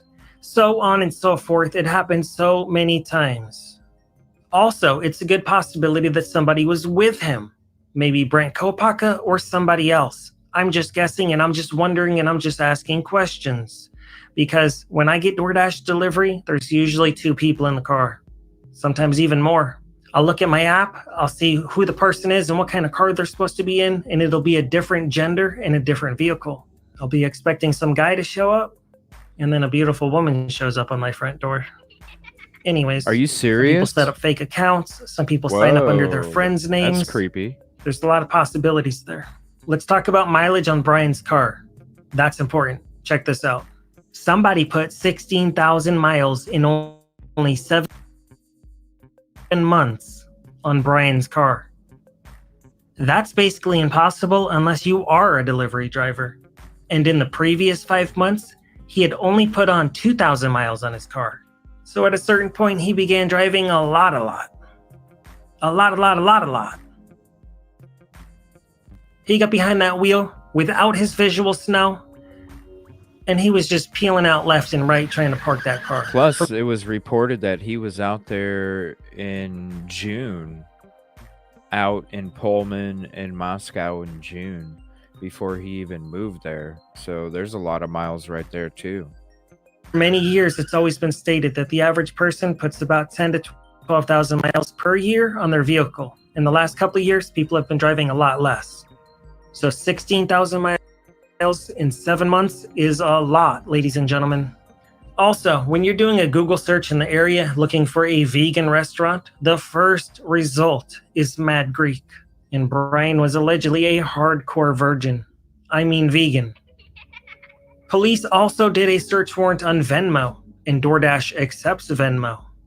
And according to the arrest affidavit, Xana received the DoorDash order. It doesn't say she ordered the DoorDash delivery order. Also of interest in this investigation, you can gift a DoorDash order. So whoever receives the order doesn't mean they ordered the order. And the search warrant wasn't for Xana's phone for DoorDash. It was for the residents at 1122 King Road. The police want to know all the deliveries that happened in the year 2022, from January all the way up until when the crime happened. Why do you think they want to know that? Obviously, this DoorDasher maybe, might, allegedly could have had something to do with this crime. Also, I'm just going to throw this out there very briefly because many people believe that Brian was stalking those girls. That is a possibility. He may have been And stalking. like what he just said, yeah. But could that person potentially, why, like you brought up in the beginning of hopping up here, Coat, why did they not go after the DoorDash information until a couple weeks after the crime took place? Why did that person that made the delivery at that time, shortly before the crime took place, not see the coverage on the local news, notice the house in the back of the frickin' background, and go, oh shit, I made a delivery there. Maybe I should contact somebody so nobody's freaking out. Yeah. What makes you think? How do you know that the DoorDash driver wasn't like me? I don't watch the local news. If it doesn't pop up on Facebook, I generally don't know about that. Dude, it was a That would town have been with everywhere. 20,000 people. Yeah, it was a town with 20,000 people. If you didn't know what the hell was going on locally, even if you didn't watch the news, I don't know. I think it would be hard as hell in a small ass little town with a crime that took place like that. Even if you didn't watch, to not know about it, everybody would be talking about it. I think the village I live in is about the same size, and I couldn't tell you what happened one day to the other. I'm pretty much a shut-in when I'm at home. Only time I leave the house is for woodworking, groceries, or work. Kevin, are you a DoorDash driver that maybe listens to the radio while they're delivering, maybe delivers to other college kids that talk about it? So yeah, I can dig why you wouldn't know with your life, but you got to put yourself in that DoorDash driver's place. Well, when I'm driving, I'm not listening to the radio. I have an audiobook on with my phone. I do everything through my phone. I don't listen to the radio. I don't pay attention to the local news. I don't care. All right, Kev, you win. That's right. I don't know. I just think being in a small community, you would really have to be avoiding contact with other human beings in order not to know. Because hell, when you go to get cheese and bread at the freaking grocery store, there's going to be people talking about it. Hell, you might even have the cashier ask you, hey, do you know what happened to the case? And my response would be, to that would be, I don't know. Okay. And I'm not saying that was him. I'm just your response, but there's 4 people that got in a very horrific crime. So I would find it hard to believe that nobody, that it wouldn't reach the local, especially when this person's still out on the loose. You would even be talking about it more as a community when there is not even a suspect. Yeah. Unless my local PD put something on Facebook about it. They did. So that would be the only way I'd see it, potentially. Yeah, they did. So SRB saying that she thought the driver came forward earlier. I did too. I did too. That's what I thought as well. Here's what doesn't lead. We'd have to look and see when they said the person was cleared. But what doesn't jive is that they would have waited till the 6th to request information from DoorDash. That doesn't make sense. Right. Yeah. And maybe somebody was dropping the ball. Well, yeah, maybe. Clerical but error, wasn't the Richard FBI Allen. Involved? Yeah. Clerical error. Yeah. Right? Oh shit! Somebody didn't follow up on that. Oh wow, we're just finding out. I don't know. Who knows? But it's a good Yeah. point. It's a good point though. Why was it so long? Especially because I thought I heard the same thing too, SRB. Especially if they came forward. Number one, you got a receipt on a bag inside of a house that's in a crime scene. So it's a delivery. Why not? Why wouldn't? I'm sure the receipt had to have been checked. I'm sure the receipt on the bag is what led them to the company in the first place. The person that supposedly came in early obviously had to tell them who they work for, so that lines up with the bag in the receipt. And then a good point. Why wasn't any information sought after until December? What was it? 6th? Yeah. So even if they found that DoorDash bag, that's implying it took 3 weeks for them to process Right. that and I don't know. That just seems weird. Well, and it's scary because in the beginning they were saying it was a unalive, self-unalive situation, and when I first heard that, that was the next day that they came out with it, and we were talking about it, and I'm sitting there going, "How in the hell was it an unalive situation, self-unalive? Who in the hell is gonna jab themselves that many fucking times as a self-unalive?" It was dumb. That made no damn sense. So maybe from the get-go, they just didn't look at certain things because they didn't think what they think now. I don't know. It makes no damn So sense. CJ, did they actually said that in a press conference, or What's that? that it was, or they just I do remember the whole unalive thing. Yeah, about it being a that was when they first came out. When they so like one of the somebody first, would argue. I'm sorry, CJ. Someone Yeah. could argue, well, they said that because they didn't want everyone freaking out. Okay, but No. you need to make the public aware because you need to be safe, right?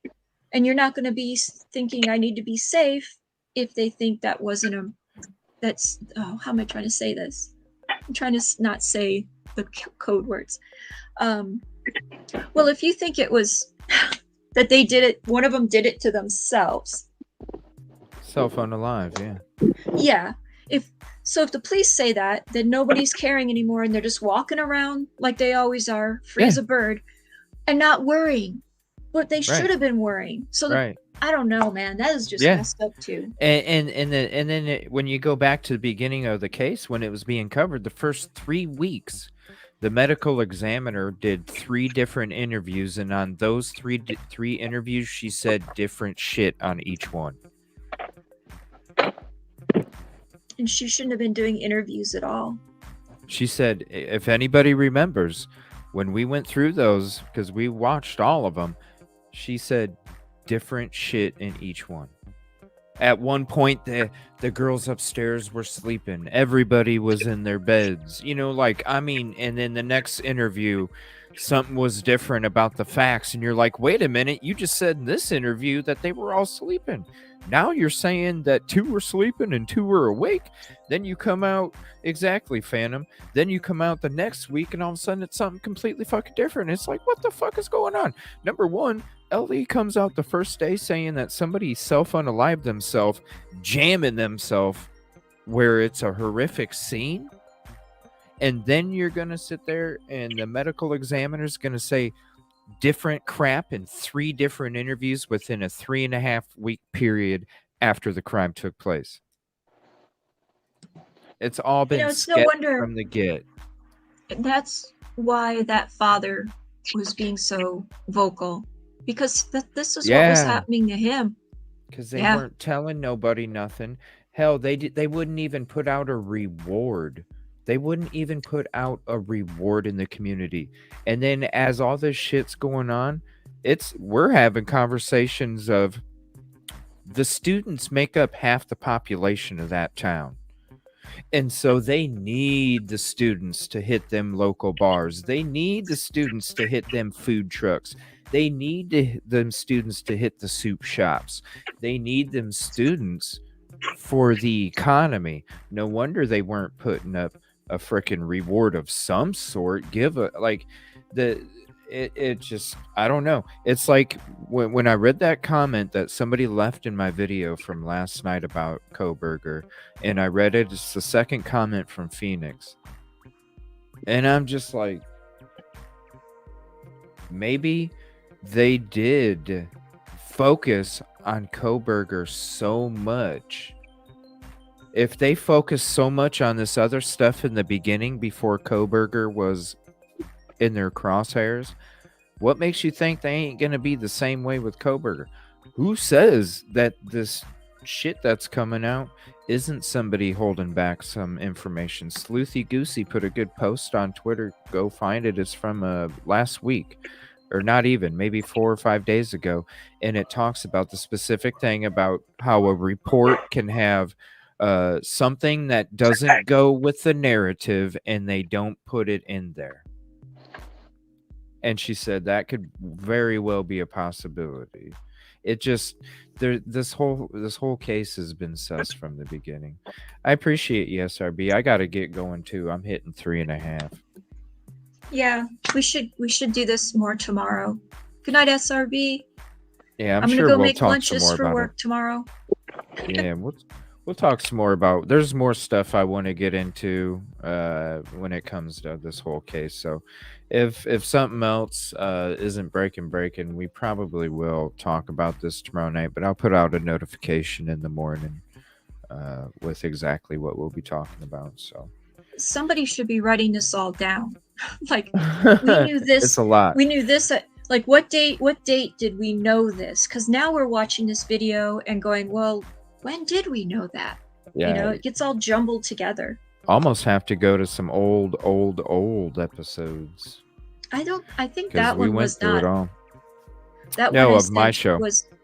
Oh yeah, definitely. All right, 'Cause guys, that's I'm where gonna it's got go all the- now. Well, thank you for hopping up. I appreciate it. Thank you, CJ. I appreciate you allowing me to come up. Good Yeah, night, thanks for your Kevin. opinions. Good Good night, Kevin. Colt. Ay, ay, ay. I feel the love. Feel that. Feel that. Ow! I told you I'm not into that. I was a kid in the 90s. I wasn't a teenager. That wasn't me. That was. Did you just kick her out? No, Even better. no.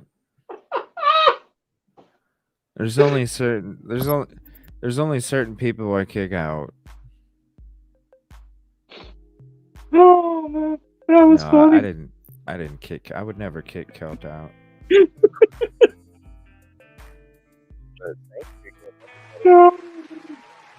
Conversation again. Whew.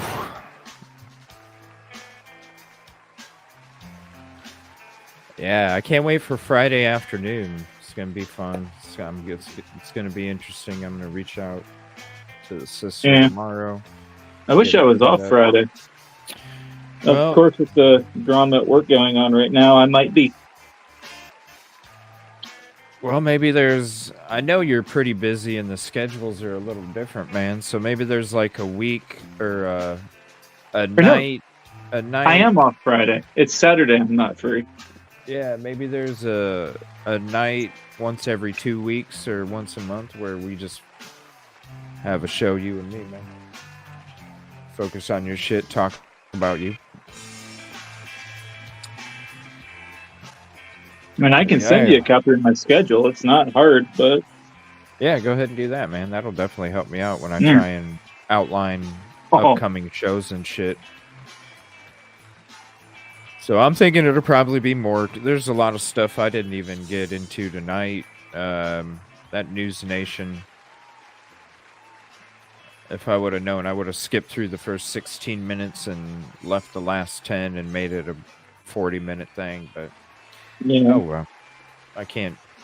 When I'm working these hours now, I can't do any kind of pre-prep when it comes to watching shit. All I can do is throw it in my outline and then hope for the best. So I hear that, man. You can only do so much. But yeah, there's more stuff we'll get into tomorrow night. So if you wanna, you got work tomorrow night, man? Yeah, unfortunately. Yeah. Well, thanks for hopping up the last 2 days. If the rumor I just woke up to today comes to fruition, I'll have a lot of free time coming up though. Okay. Hell yeah, man. And we'll be doing our hangouts Friday, so definitely. Like I said, I'm off this Friday, so I'll be around. Hell yeah. We'll be doing this Friday, we'll be doing Family Feud again. We'll be getting back into Family Feud this Friday. We're going to take a break from the Wheel of Evil. We're going to play Jackbox. We're going to watch another episode of Tales from the Crypt, maybe 2.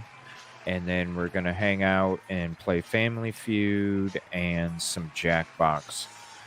I've kind of been thinking about maybe having a Twitch only night.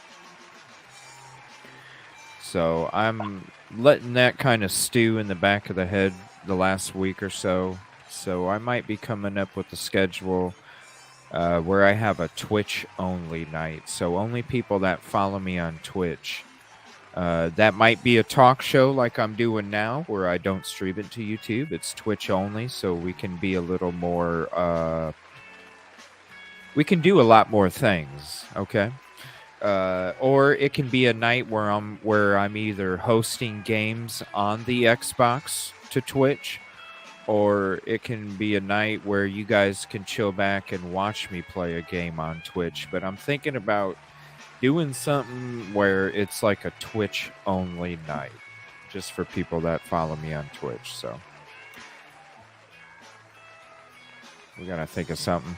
And also, man, we got to think of a way. If anybody knows, can you reach out to me and maybe we can set something up for Wednesday? If anybody's done the co-stream stuff on StreamYard, I have the paid version, and from what I heard, it only takes the person that has a paid version, and they can invite other streamers that do not have paid versions to be on a co-stream, where Kevin Kraft would be live on his channel. I would be live on my channel because I pay for the StreamYard. I could invite Kevin and we could have a co-stream where we're both streaming live on our own channels at the same time while we're on the Evil CJ show. So if anybody knows how to do that, please reach out to me. I think I have that option on mine. My problem is I have a limit of 20 hours of content I can put out a month because I don't pay for it. There's a limit on how many hours you can put out? For the I free thought there was a version. limit on data. Yeah, I can only stream 20 hours a month with the free version. Oh, no. What's the cheapest version that you can stream more than that? It would help your channel out, man. To be totally honest, I don't even take that into account. And the day that it starts needing more than 20 hours a month is the day I start paying for StreamYard. So it's not that big of a deal to me.